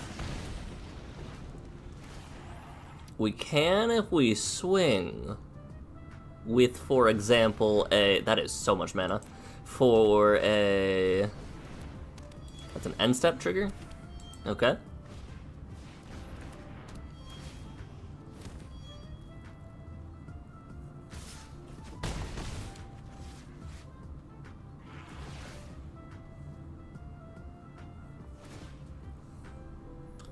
Oh, that's 7 damage to my face. Oh. Oh. So potentially 8, 9, 10, 11, 12, 13, 14. So we need to find a way to deal with that. Or we die. Oh, okay. Sure, opponent. Take action. Gold span. Wait.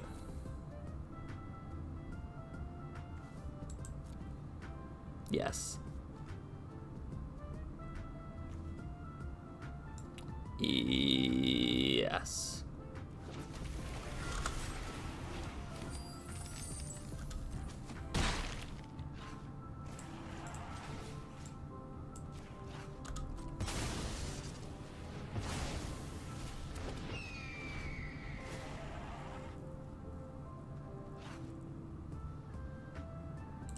That's just spell, right? Yeah, it's not spell or ability. Man, if Goldspan, could you imagine for a second if you will, if Goldspan was spell or ability? That'd be hot. Instead, I'm just dealing with getting killed by Goshintai of Hidden Cruelty. Hey, don't gain life. Uh-oh. Uh-oh.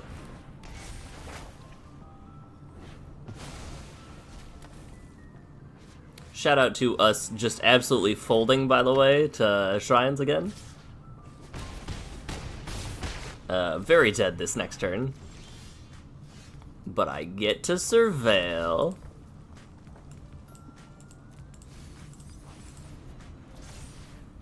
Heck yeah. Heck yeah. Well, I don't think our opponent... Okay, they want to bounce their shrines, but they didn't need to destroy a shrine last time with their Hidden Cruelty. Also, that art actually is kind of sick. I've never really looked at the shrine art.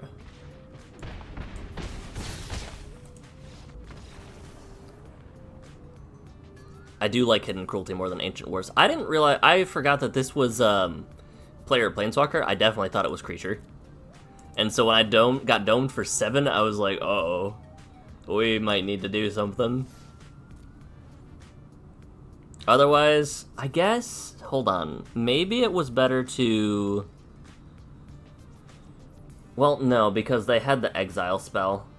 We could have tried to hit the Hidden Cruelty and hope they didn't have removal, but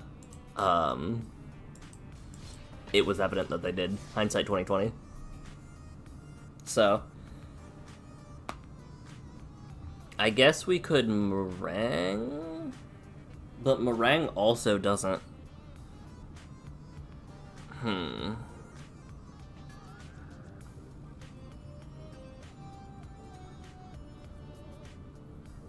I guess, what would be our best way to go about that? Maybe Meringue River Rotter bounce the 2 shrine tokens?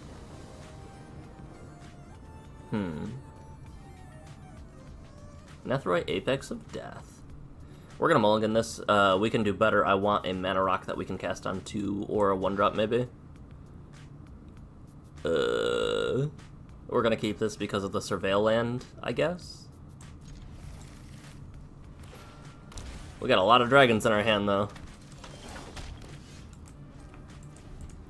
We got a lot of dragons in our hand. Fabro Elder probably should go. We have a swamp. We need a blue-red.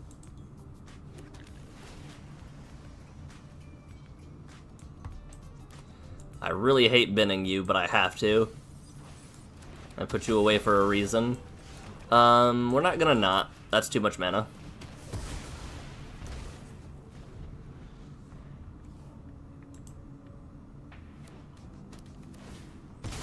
Arid Misa.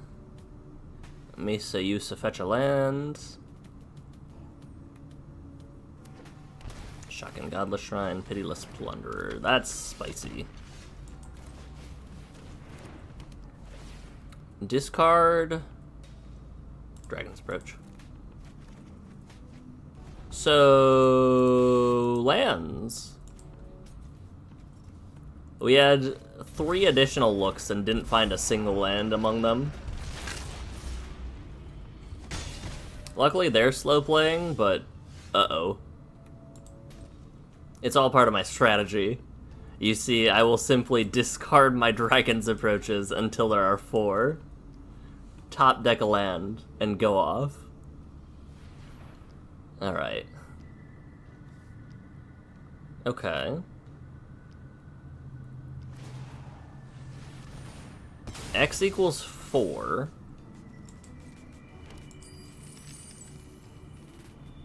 What 4-drop are you getting? Roaming Throne would be a good one. Although, it doesn't do much in this scenario. Maybe something that puts creatures in their bin? Oh, shall I? Yeah, that'll do it.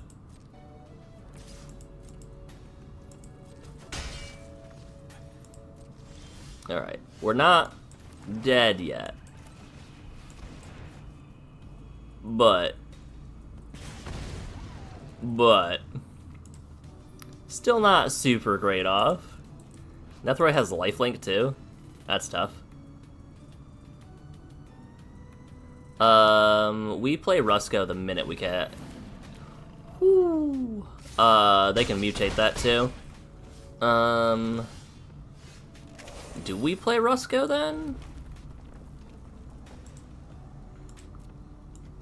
I mean, no reason not to, I suppose. We give them options to remove. Oh, please be Path. Nope, sadness. We're dead.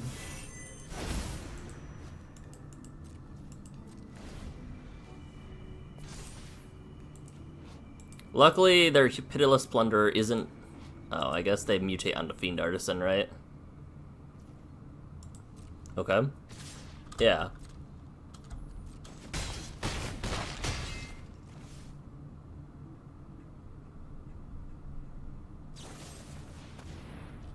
Okay. Spicy, never not had it. Non-dragons. Never not had it. Alright, that's problematic, though. Forgot about that. Forgot about that part. Alright, Mom. That's not good.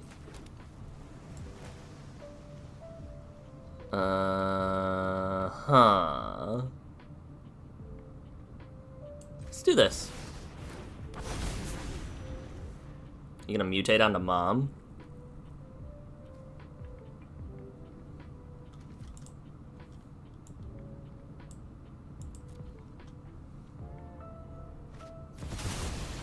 Oh. You're gonna make me have to block. That's pretty good.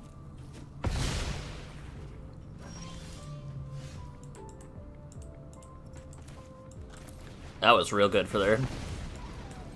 But, take action. Oh, my meringue's in my bin, isn't it? My meringue is in the bin, so I can't bounce them. Oh, that one hurts.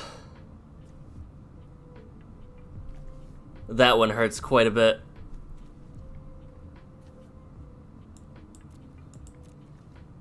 That one hurts quite a bit. Alright.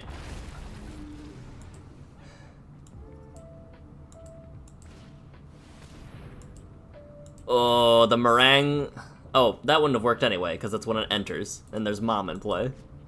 Well, either way. What would've... Nothing would've done anything, I guess. We get, we should've gotten something that has, like, a death trigger, maybe? We are alive. There is that.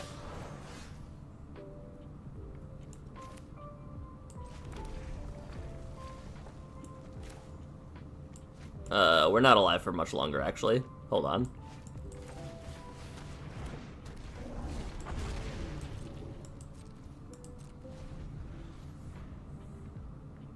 End me. End me. Just gonna set... What did you tutor for? Saint Elendra, yikes. Good game.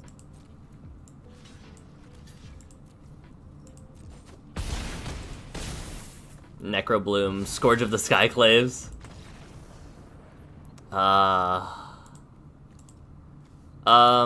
guess... No, we didn't even have, like, a dragon with 8 power. Otherwise, we could have, Interesting. I don't know what we do there. I want to see what people were saying about the saga in my snap.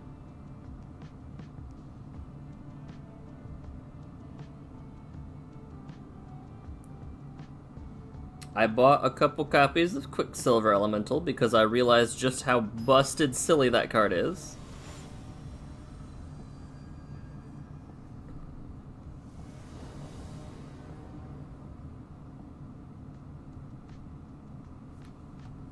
No. No? I'm just gonna lose to this Jeskai lady. We're gonna go again, I guess. We're gonna mulligan again. Better. Drop Dracosaur into... Actually, that works really well. Drop Dracosaur.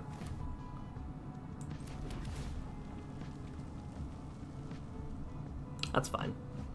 We can keep that.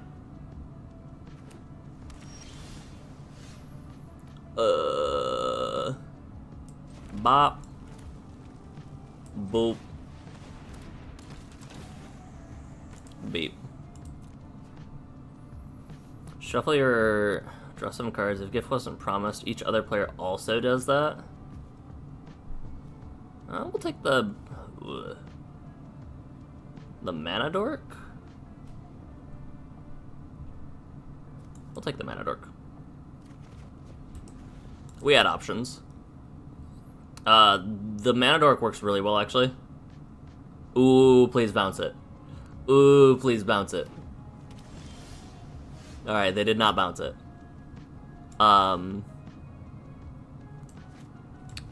This.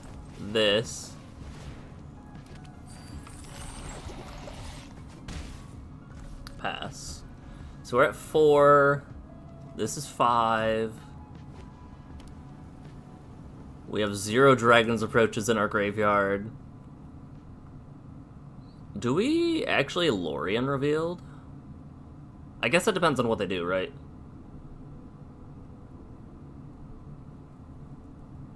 If they tap out, we do Lorien Revealed, I think.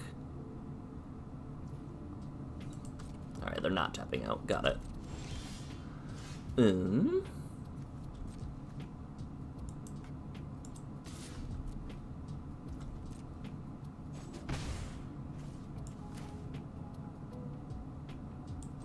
Sure. How do you feel about that? You're doing the same thing I am.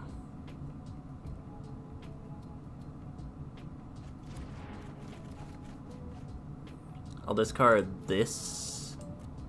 Play Blood Crypt for turn. Shock in Blood Crypt for... Nah. Yeah, Shock in Blood Crypt. Play this. Drop a Dragon's Approach. Spicy. End turn. And they did discard a basic.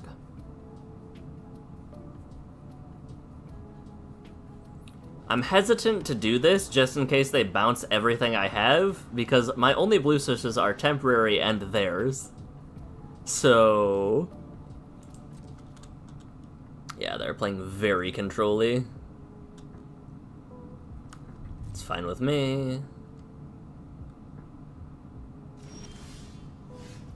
To the point where they're dropping Narsets into their bin, huh? Well, let's put you on a little bit more of a clock, then.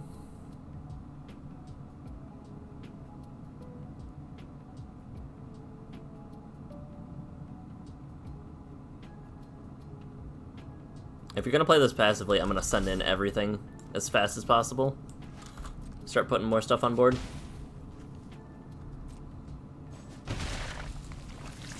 Arena of Glory, Mana Geode, and I think that can go away. I don't really want to spend stuff on that. We'll pass.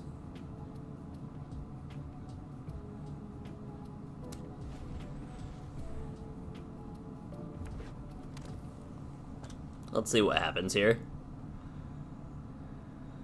We'll stop on their end step, right? If they cast anything, right?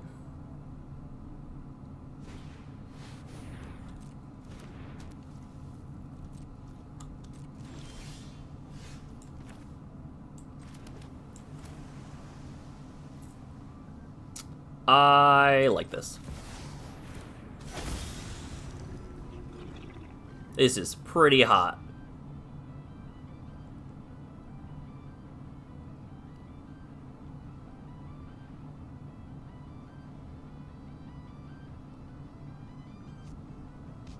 Do I go 10 damage, or... We're not gonna be greedy. We're not gonna be greedy. We'll just do 8.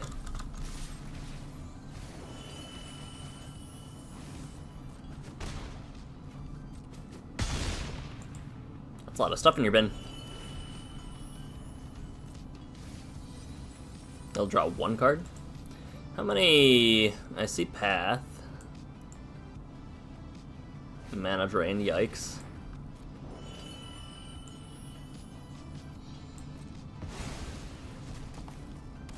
Spicy.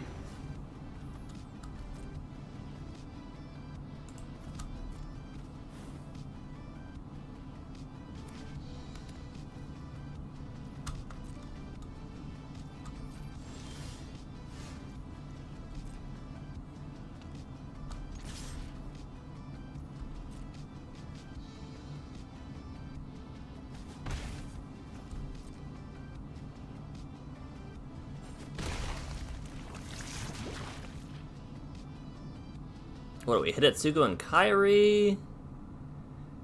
I think so?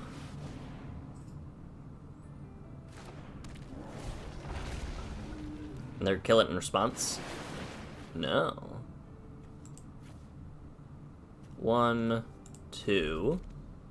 Put you on bottom. Play you. And... Psychrift you.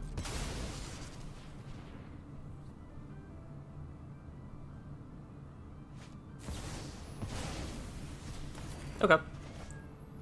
Call it a draw.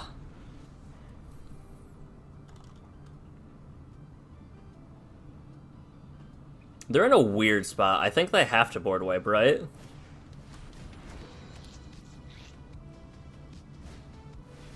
I guess they don't have to board wipe. Drop 2 unless you hit an instant or sorcery or creature with flying.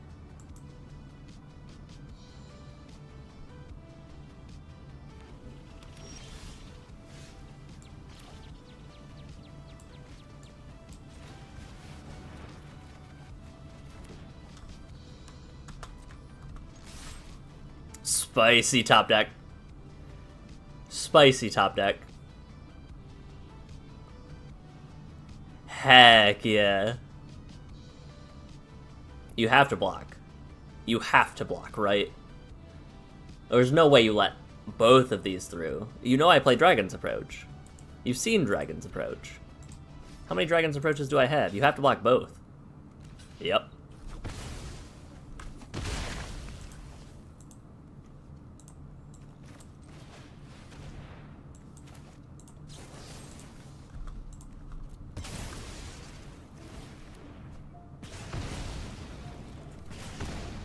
The flare backup plan. Let's go. That was I wanted to swing just in case they had like a counter spell, if they had like the pact, but the flare backup plan. Let's go. Twice as nice. That means we can now add our boy, our terror. Let's make this 0. We're going Terror of the Peaks. I can't remember what that uncommon I wanted was. I'm so lost. TRR of the Peaks. And we go down. Every dragon that we've had is still, like, pretty good. We're not going down more lands. Shadow's Verdict is maybe. Get rid of this. We are so skewed to 5 mana. Let's drop Darksteel.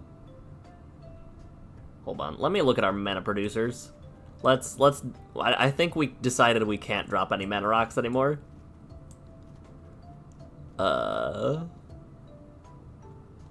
Yeah, we cannot drop any mana rocks anymore. If we're trying to do stuff as fast as possible, as quick as possible, no. Choice of Fortunes has been so good. Dragonstorm's been good. Let me look at our card draw. Or selection, rather. Bitter Reunion. Bitter Reunion was very nice that last game, too. It let me get in with Xander, which made the game possible, as opposed to, like, just them doming our commander and just stealing it. I guess this is mana. Card selection, technically. Technically. Mana, technically. We're at 34 lands, right? We don't want to go lower than that. We've been mana screwed already enough as is. What are our weakest dragons, actually? Now that I'm thinking about it. Drakaseth is actually probably one of our weaker ones. Like, all things considered. When this mana is spent on a creature spell. If this mana is spent on a creature spell. Okay.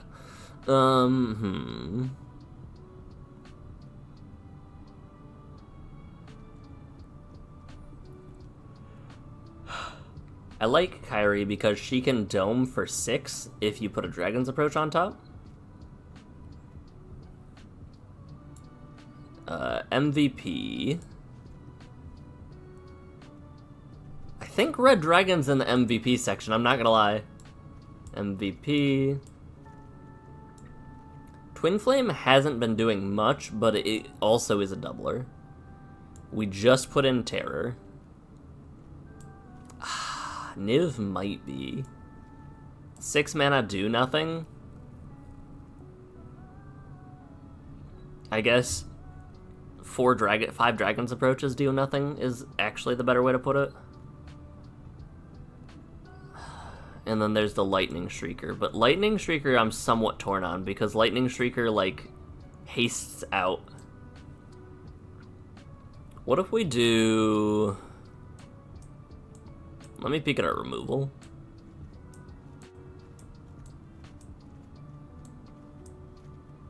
Technically. And then our board wipes.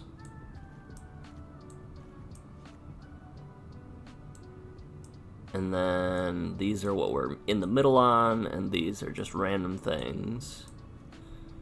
Okay. 1, 2, 3, 4, 5, 6, 7, 8, 9, 10, 11. I think we yeet Compulsive.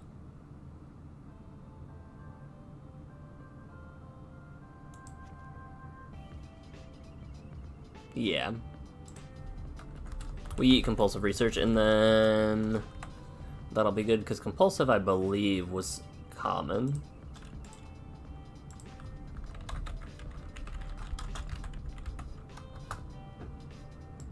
Yes. Pauper legal. Alright. If that's the case, then we're good. I'm still so confused on what uncommon I wanted, but it was a good one. It was a good one from a recent set. Let's do that. Good uncommon, recent set. Maybe if I see it, I'll remember it. I forgot they put Imprisoned in the Moon and Foundations.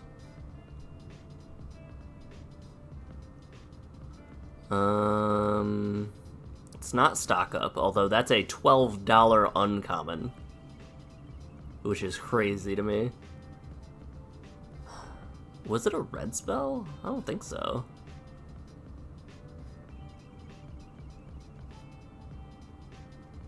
I don't know if I'm ever gonna remember what this uncommon was. And that's a bummer. Wait, this Dragon Storm's kind of spicy too, though.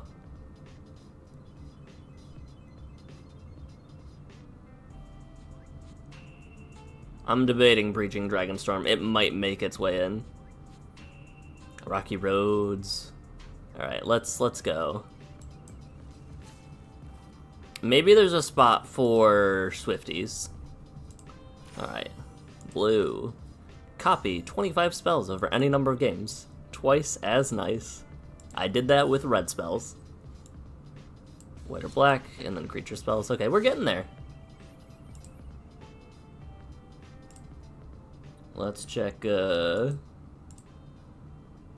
Twitter and see what these new notifications are. Oh, they're just talking about the... Alright, well.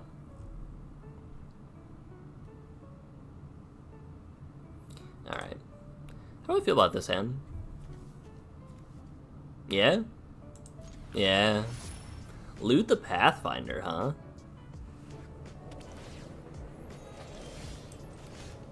Loot the Pathfinder is another really, really strong card.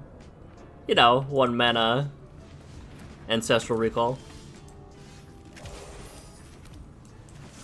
Alright, we show them our master game plan.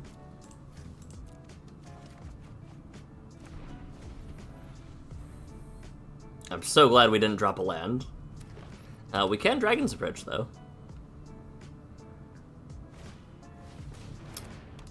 The Beanstalk. Silent Hall Creeper.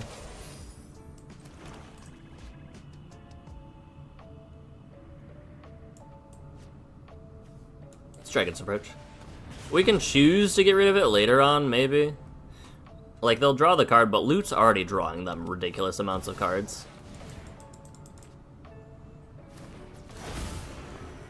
It's so good. Oh, they could turn Silent Hall Creeper into Loot? That's really funny. Okay. We'll bop Loot right now. You gotta work for it.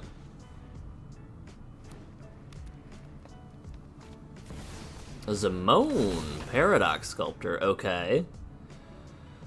Homeboy is gonna get out of control very quickly.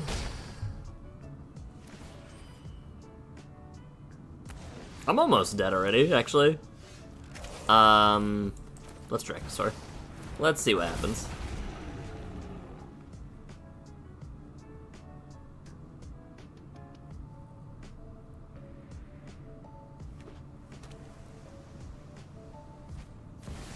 There's Loot. I'd imagine they put the counter on Zimone and Loot.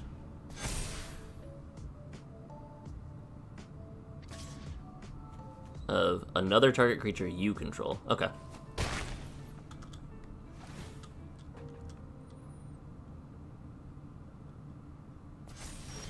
They've got a bird.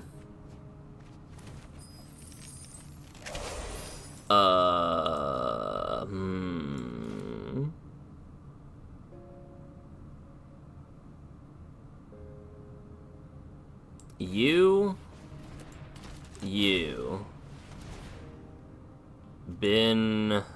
We're not, I don't think we can...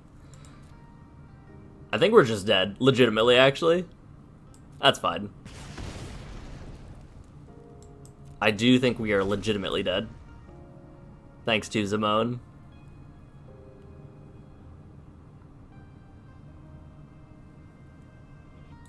I guess that can be blocked now. So we're not dead. We're only mostly dead.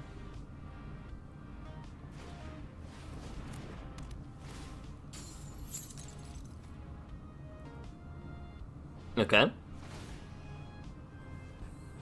Oh wait, 4-8. Yeah, we're super dead. We're super dead.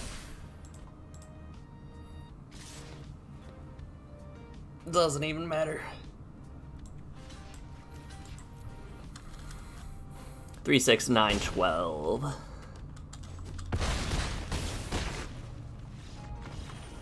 Silent Hall Creeper is a very good card. Maybe I should have. No.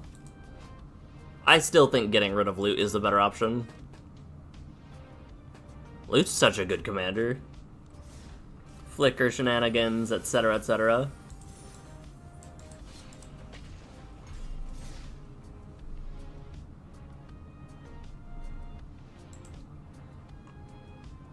Actually, I want to check when we were getting the commander product.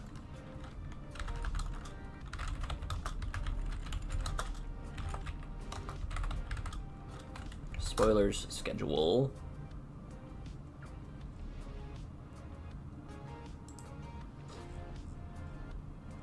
Who was... hold on.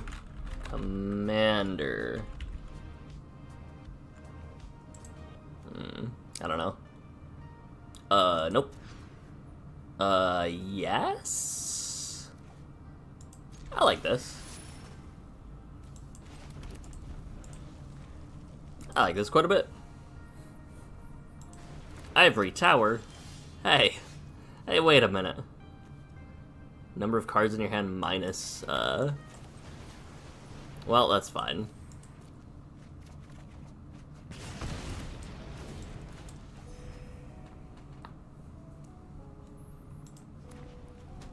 Quain.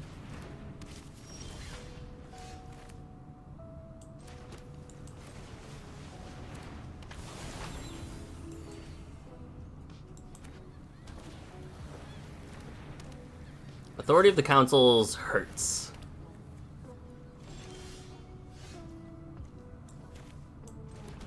Authority of the Councils hurts quite a bit.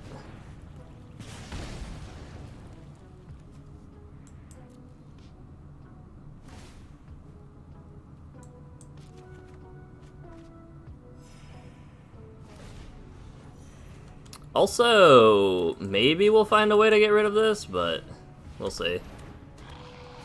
Alright.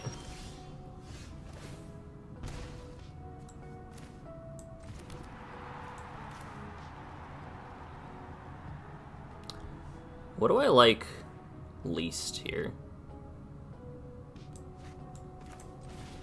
Let's just keep casting dragons. It's fine.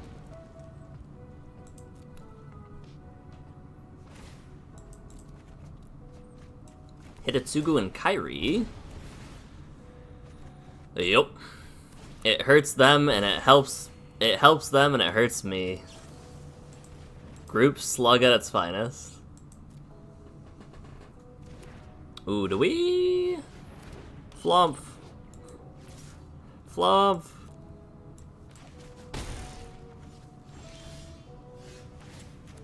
Maybe we just go for it. Nah, let's go. Wait, no, hold on.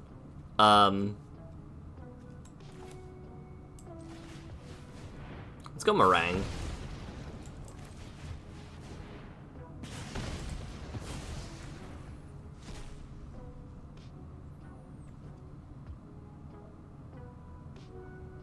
Is Meringue the option? It slows him down at least. Scrawling Crawler and Quain or Flump?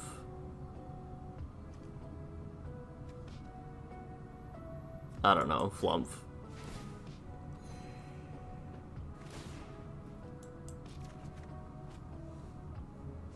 It hurts. It hurts so bad. Okay, they phase out their boy.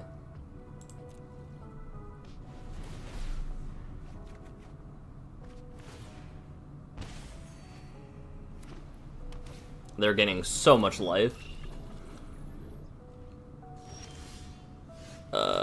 Scalding Tarn. Well, let's see what happens here, actually. Do we put Lightning Shrieker on top? I think we do.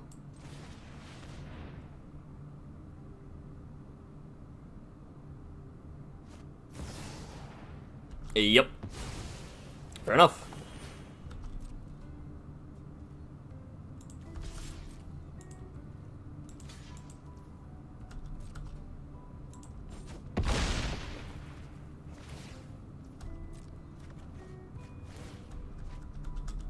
How dead am I?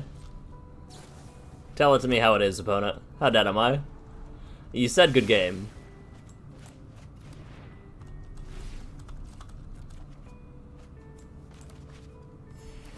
Is it really good game? Is it mostly good game? What's the dealio? Extra turns? Approach to the second sun? Dracus, that's a hell of a drug. You added 5 mana to your mana pool. What's up? Yup. Good game.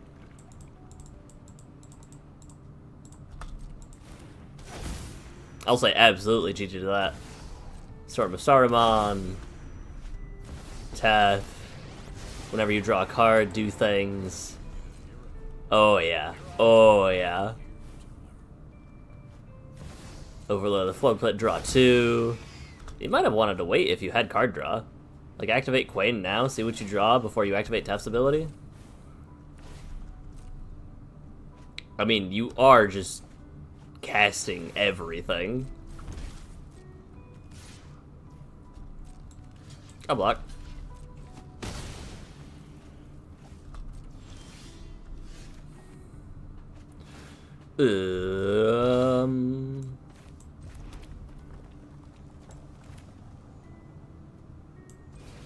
Boop.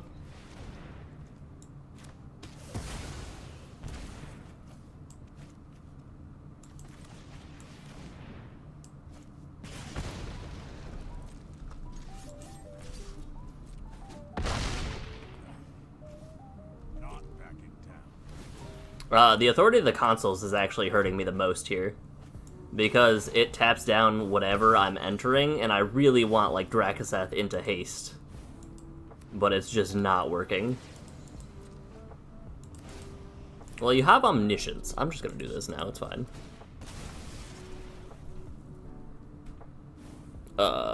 Surveil something. Bin. Like, we're spinning our wheels here. Woo! That's hot. That's really hot. Maybe we do need a Mistrise. We haven't really run into any control decks before this, have we?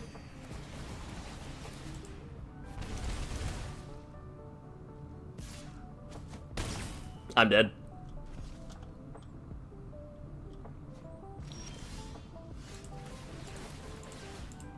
That was kind of hot. If I didn't draw, I would have lived, but I guess I could have Impetuous for something of theirs, but they just have a handful of interaction, I'm sure. That was expertly done. Alright, what? Yeah, maybe the issue is we don't have very many ways to get Mistrise, but it just being uncounterable land. And it doesn't even exert, actually?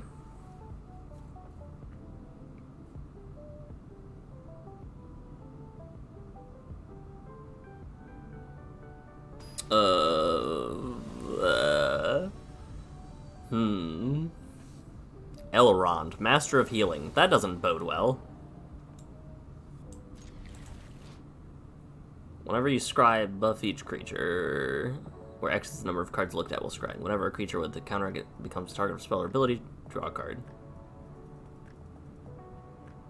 Okay. I thought we'd be dealing with, like, life gain things, but that's fine. Hello.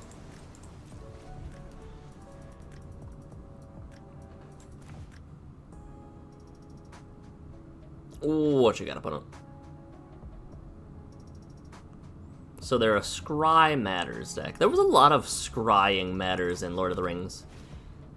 The elves did a lot of that. Yeah, you got it.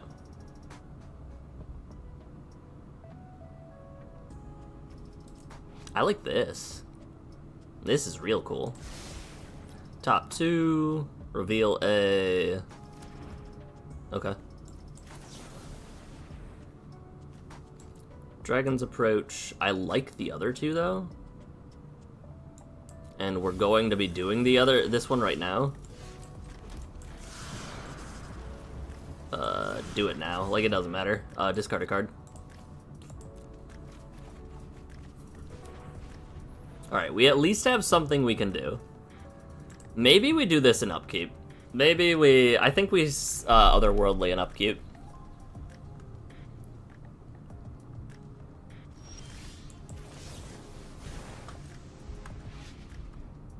What?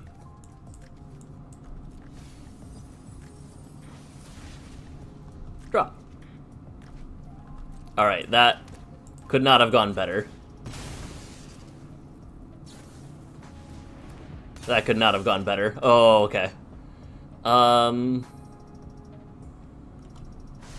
DRC doesn't do much. I think we set up a surveil. Black, red? I think we set up a surveil.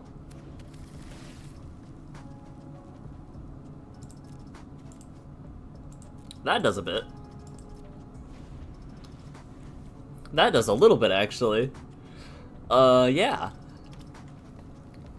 Is this turn 4 tutor any dragon we want him to play?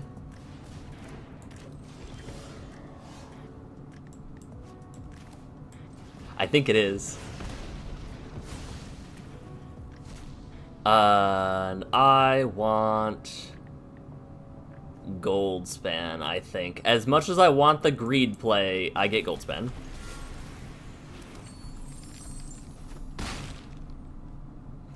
That just is the better play. This way, if they remove Goldspan with a spell, I can hit Hitotsugu and Kairi.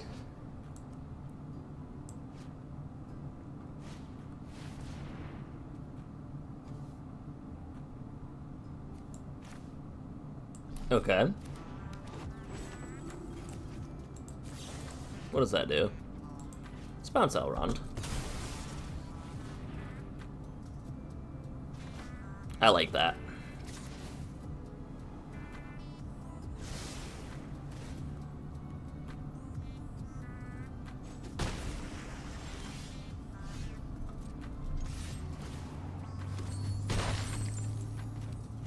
Now we do this, try to line up some lands. Alright, we got a land at least. 1, 2.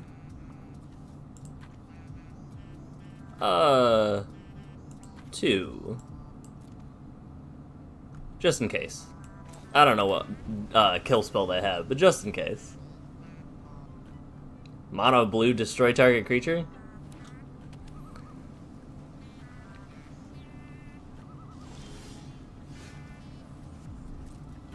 Interesting.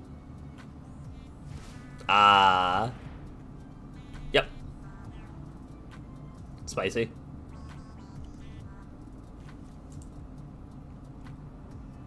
Instant sorcery creature. We have delirium. Just chillin'.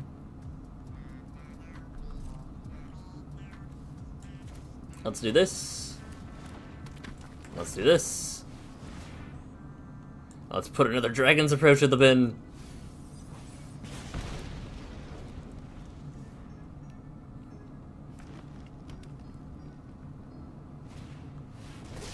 Yep. Makes sense to me. Luckily, we're 1 land shy. Luckily, we got our 1 land that we needed.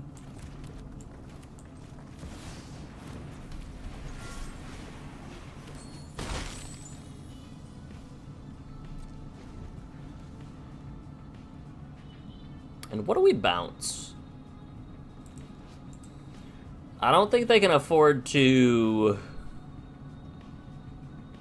Are they getting back River's Rebuke? That would be very cool. Okay. That's fine. My treasure, no! They're gonna tap it.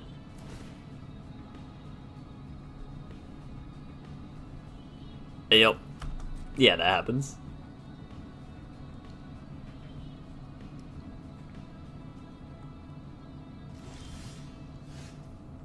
Let's...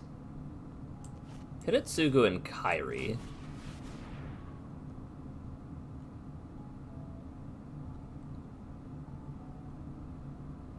Counter spell Scry 1 would be crazy.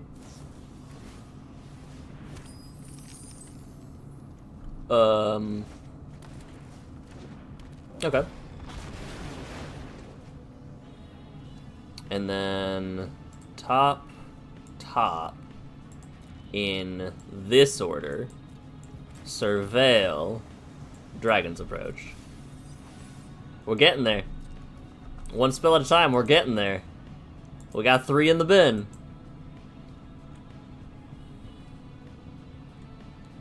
What's it to you, opponent? They've been fighting as hard as they possibly can to stay alive. I guess we should have left Dragon's Approach with us.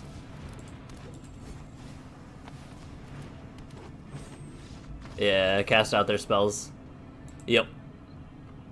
Alrighty. That was close. Kind of.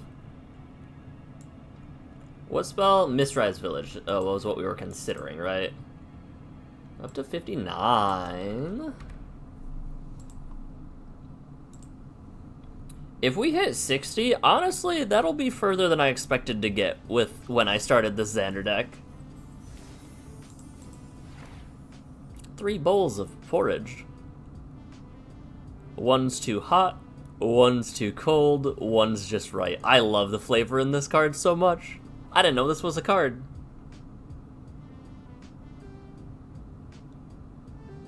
That's really... I like that so much.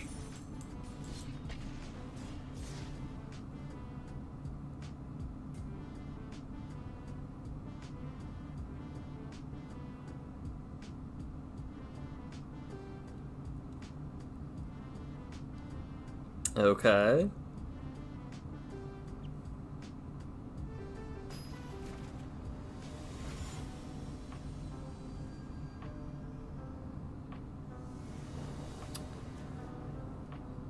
Okay.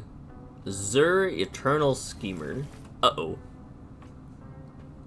We might have to Psych Rift if we don't get a land, just so we can line up our,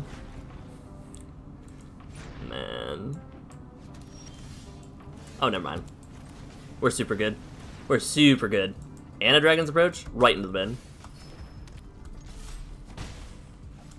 Right into the bin.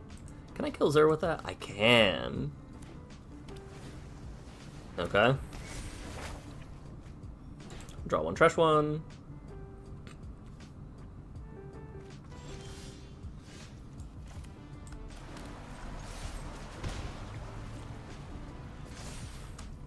And draw 1, trash 1.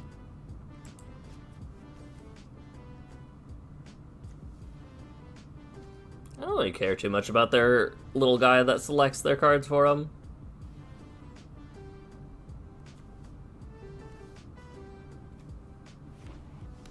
Ooh, Nykthos.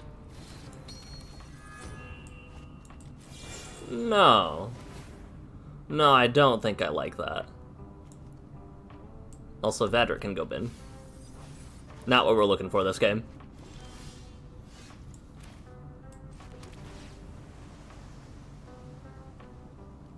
One, two, three, four, five. That can go top. We'll keep that on top.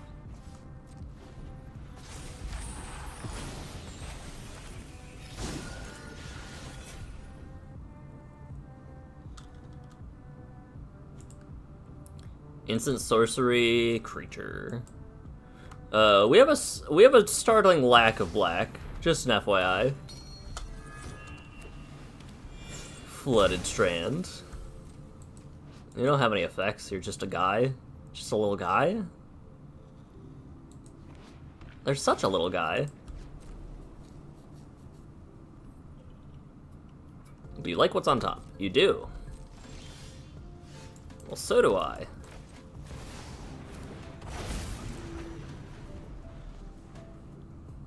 Is it to an opponent, or is it to...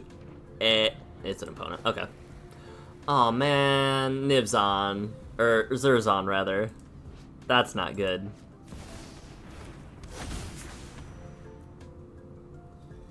That's really not good.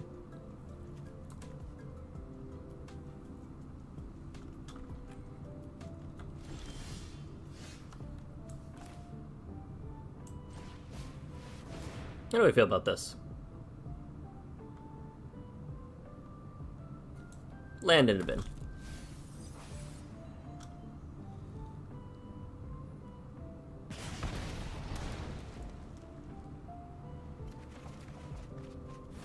Okay.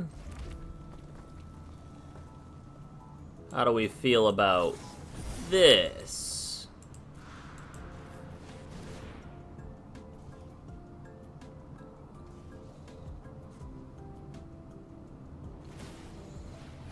Yep, expected as much. It's not great, but we'll take it.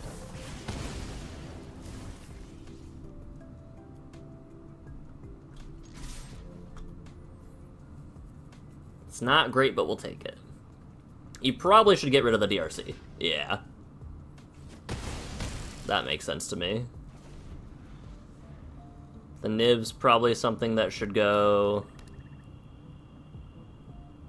if they have removal. Like, even if it's a board wipe, it might be worth getting rid of Niv. 3, 6, 7. Heya, the Radiant Dawn. Hot diggity.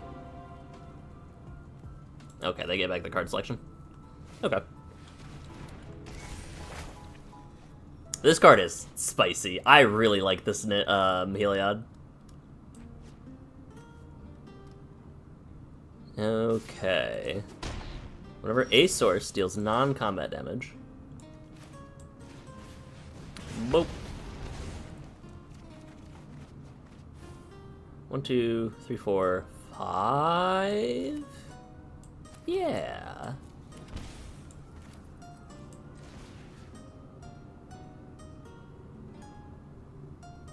Do I care about them flipping Heliod? Let's see what we draw. Oh. Spicy. Glad we waited. Glad we waited. Very glad we waited. We're up to 60. That was a very good victory too. 2 points to Gryffindor.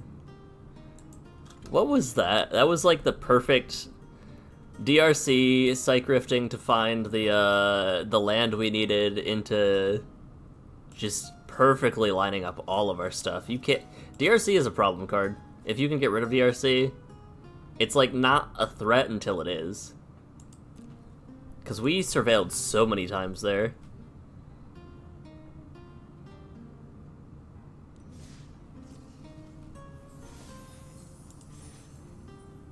Alright, we earned a pack too. Spicy. Mythic. Draco Genesis. Alright. I kind of like that. What is... I'm curious about the big dragons. Do we know anything about those? Are they just big old dragons?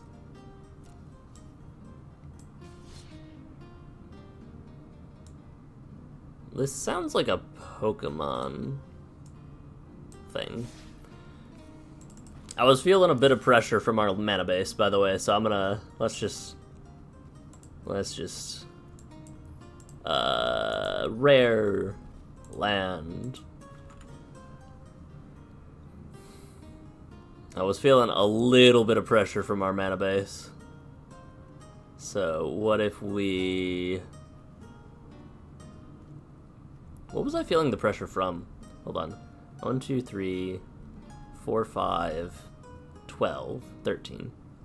Versus 1, 2, 3, 4, 5, 6, 12.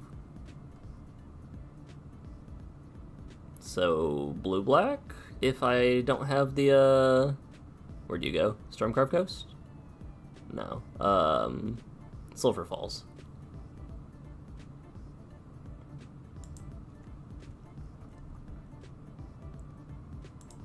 Drop a mountain?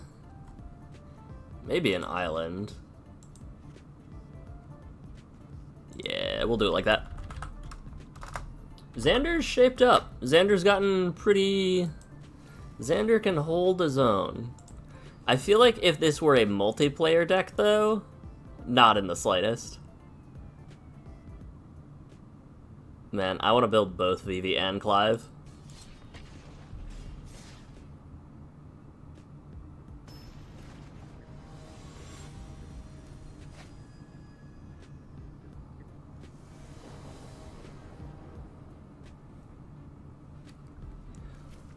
Oh, I shouldn't. I should not. I really shouldn't. I'm not going to. Okay. Alright. Sure. I guess. Let's put Shrieker back. Because at the very least, Goldspan can attack. Are we... What are we? Whatever we're doing to... Okay, we gotta land. I feel okay... Passing. This is the one that says can't be sacrificed? Yeah.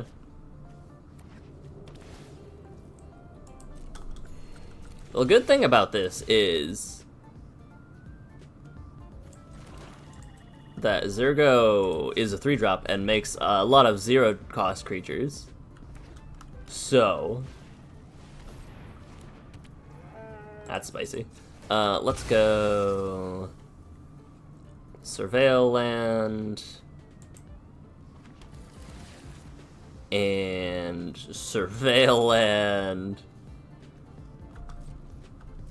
I guess. And... Dragon's Approach in the bin. Do I care about popping him? We probably see a Zergo if I don't, right?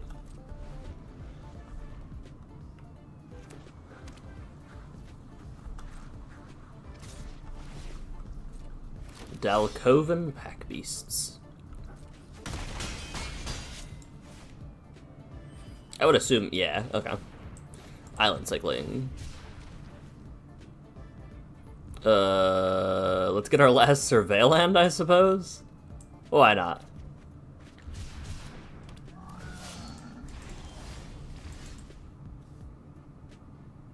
So they no longer have the sacrifice effect, right? They're just gone. Let's pop Zergo. And Surveil. Find our 5th land? Yeah, we do.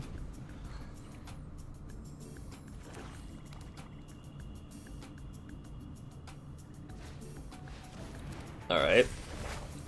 Draw 2, lose 2. Whenever a creature enters this turn, that's pretty good.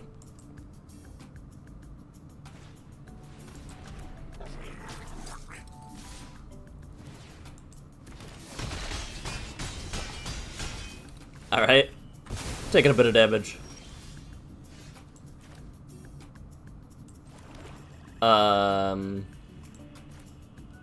Crux, name, non-dragon. That was hurting a little bit too much. We would have actually died, I think. Okay. Yeah, you got it.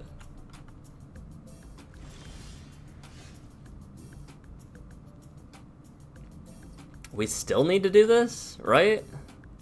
Do we need to do this? Hold on, we'll lose 2. Do we need to do that? I'm gonna go the greed play.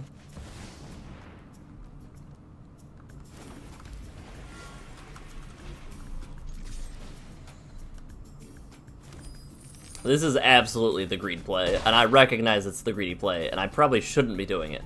But...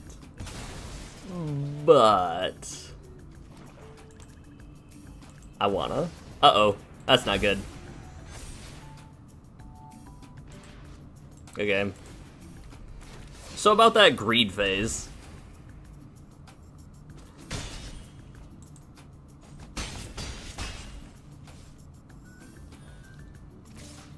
Yeah. Yeah, about that greed.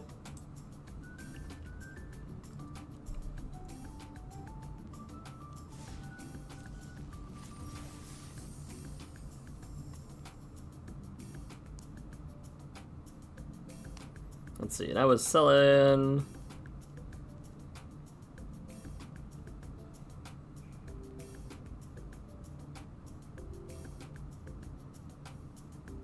Oh. We finished all of our dailies.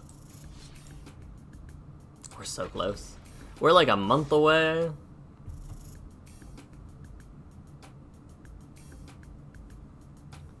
Alright, time to check this spoiler page. Change. Show me something. Nope.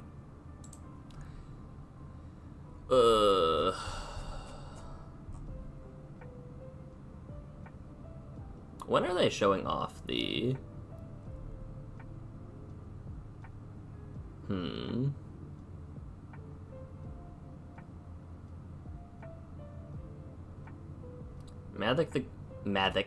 Mavic the Gathering. Are they showing off all of the commander decks today? Open link a new tab. Mute site. Not mute site, mute tab. How do we mute tab? DRC Bitter Reunion, I like this.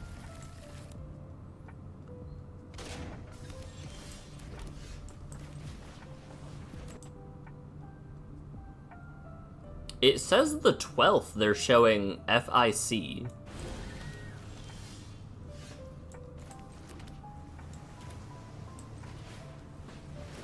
Alright, Surveil, that can go bin, because we're looking for our black source now. Discard a DA. Still looking for our black source. But Ingot is a black source. Toski.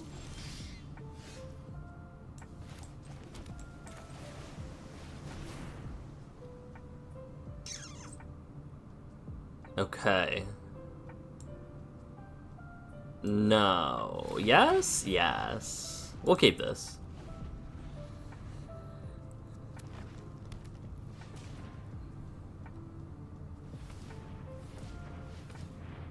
Alright. Whoa, I see. Uh-oh.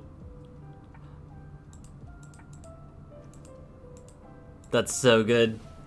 Uh-oh.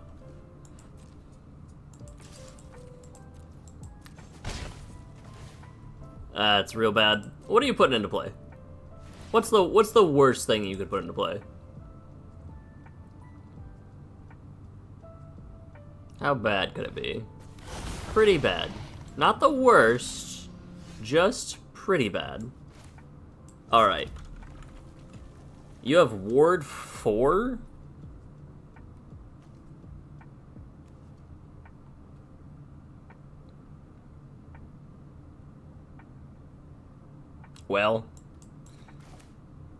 Well, it's been nice.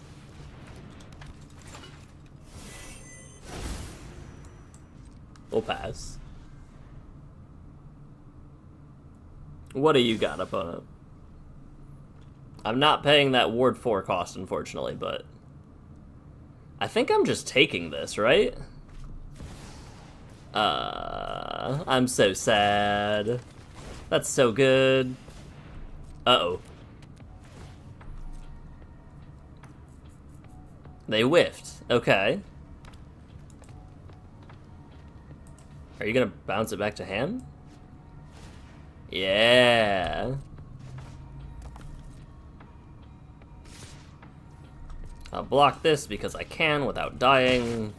I'll take the 4 poison counters. Oh, I'm just dead if I cast this, aren't I? Forgot about that part of it. Yeah, sure. Yeah. My turn.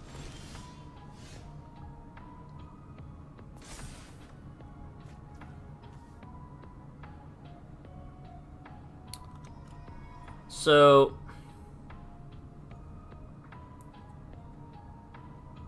we blow up Kona. And the Henge. We die to the 15 trample damage.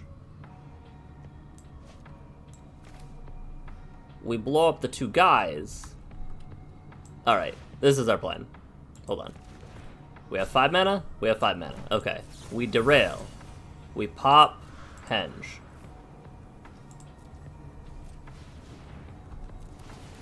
Oh, that's an artifact land. I could have... Man, that's fine. Approach in the bin. How many approaches? 2?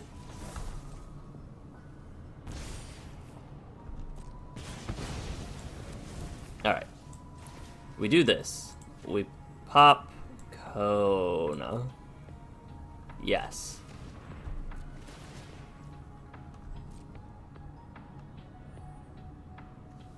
Bajukbog, I don't care about you. Flare, copy, yes. Sack, yes.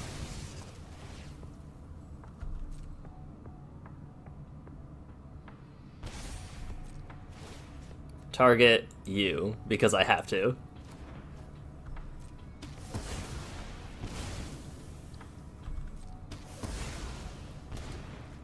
Down to 10. Have to chump. Let the record show. Nope, no, no, no, no, no, no, no, no, no, no, no. End turn.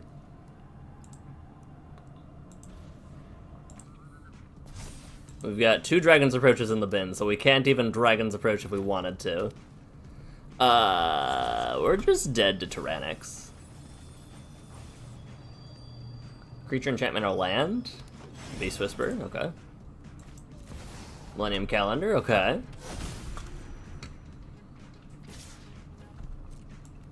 And they draw 2 cards. Spicy. Hot. We're double dead next turn, actually. Poison counters and...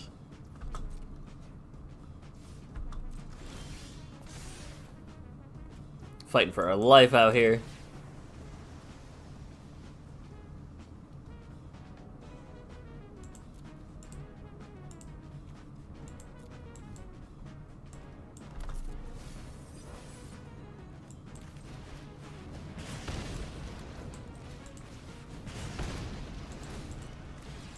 Good game.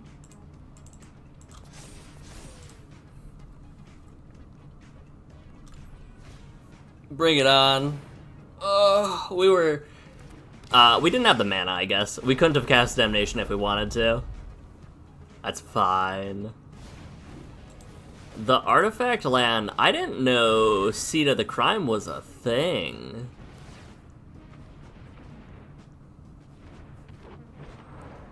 I didn't know this was a thing, huh? End me. End me. Wait, is this a triggered ability? No, it is not a triggered ability. We were super dead to poison and damage. Okay. Alright, let's run one more. Maybe Xander caps out at 60.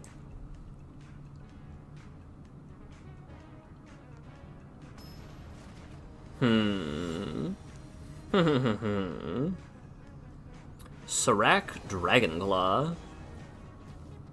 I love this. This is incredible. We get to do crime, we get to line up our stuff, we get to hopefully get lands. Spells can't be countered, other creatures have trample, that's problematic. It's fine though. They've got big dumb flashy things, I would assume. We don't have interaction, I'm realizing though. So we just need to draw our interaction.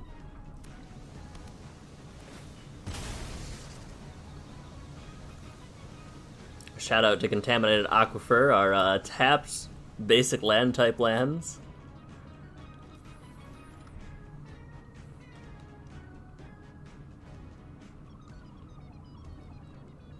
I'm very interested to see how this goes. They've got a sick weapon. See, I can do that too. Ooh.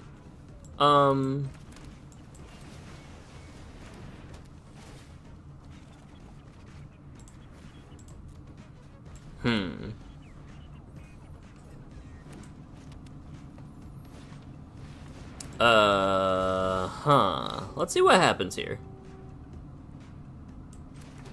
Because things are looking bad. I can't do... Can I do that? Hold on. Gwenna, Serac. I can do that and hope, right? Like, that's the only way we don't die in a turn or two.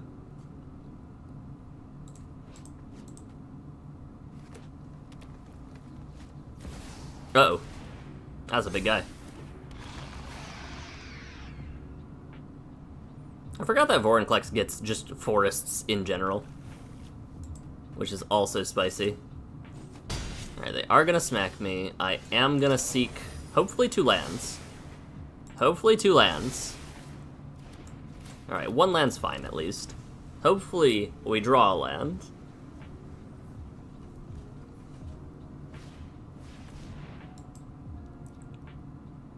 They're getting their gates.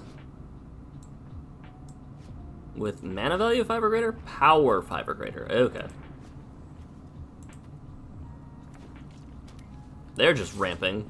They're trying to flip Vorinclex, maybe?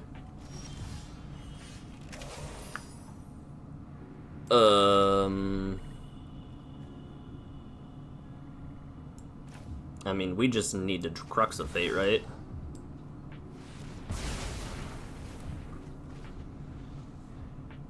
While the bridges are down, and then we can Loot Monger, discard Dragon's Approach, Psych Rift their commander or whatever they choose to do. The way they ramped so hard makes it feel like this is going to be an uphill battle. Especially because we only have 1 red source, and all of our hand is red. Hi, Kimmel. Okay.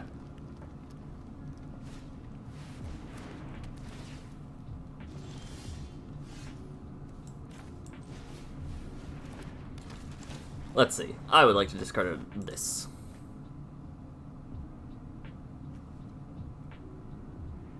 Alright, this is our play. It lets us do things. Please. Yes, please. Red source. As our land for turn. How many Dragon's Approaches? 2 in bin? Let's see what happens.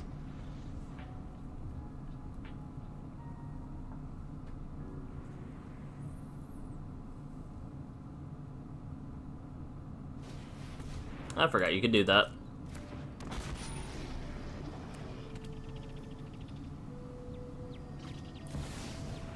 Spicy.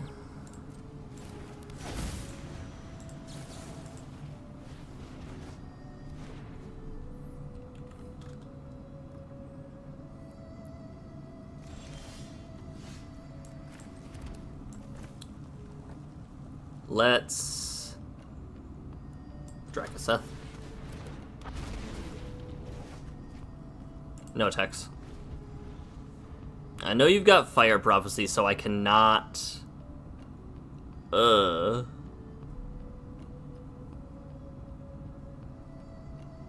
cannot, Nice. Very well done. What a good sequence. That was insanely good.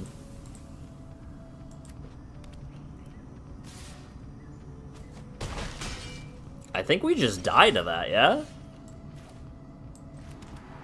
I guess Lord Xander. But I don't think that matters.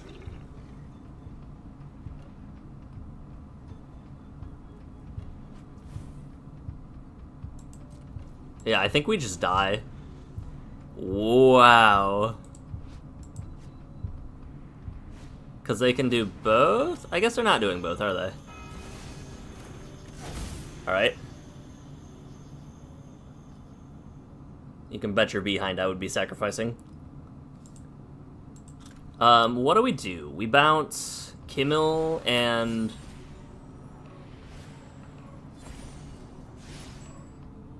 Cast creatures and lands.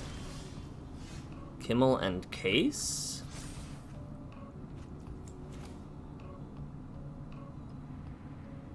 Because we got 3, 6, 7, 8, 9, 2 in bin.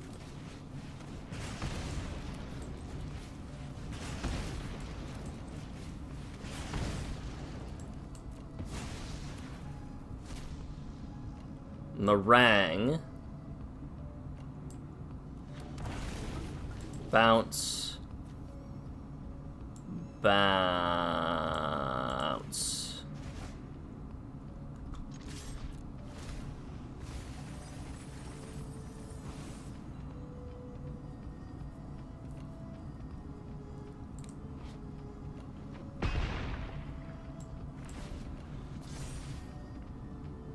Okay.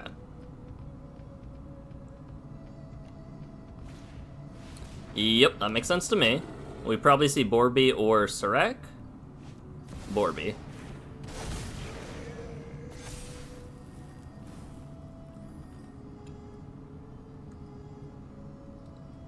Okay.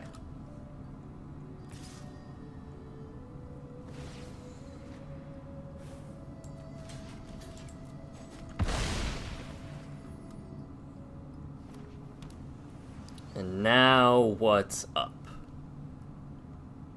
It's close. This is a really close game. Let's see what they're doing. We see the Mind Stone. It comes down to this, right?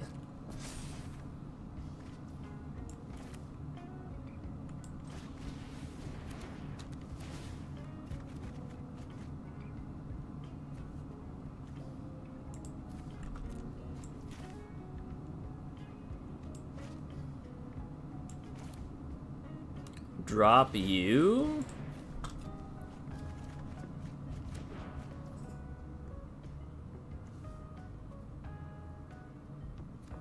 Hmm.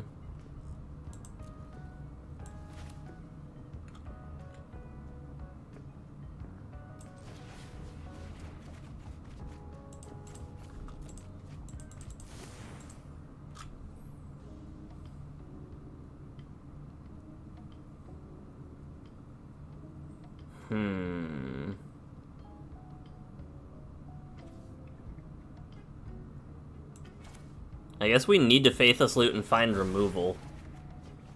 Did not find removal. 1, 2.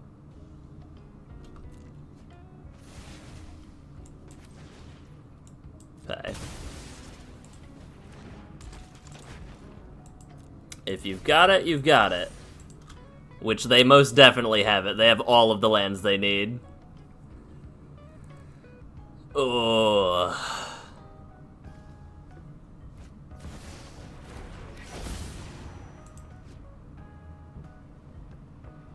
Beefy, hasty boy.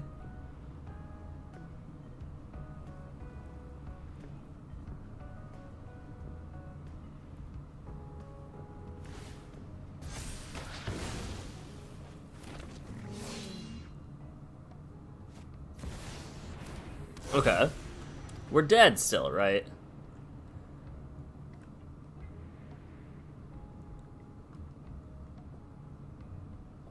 They're mathing, I think. Yeah, we're dead. Wait. Yeah, we're dead. Good game.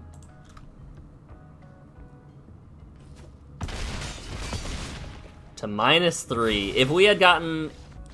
I don't know. I think a removal spell we needed for the Oracle so that we could swing they had to chump or die.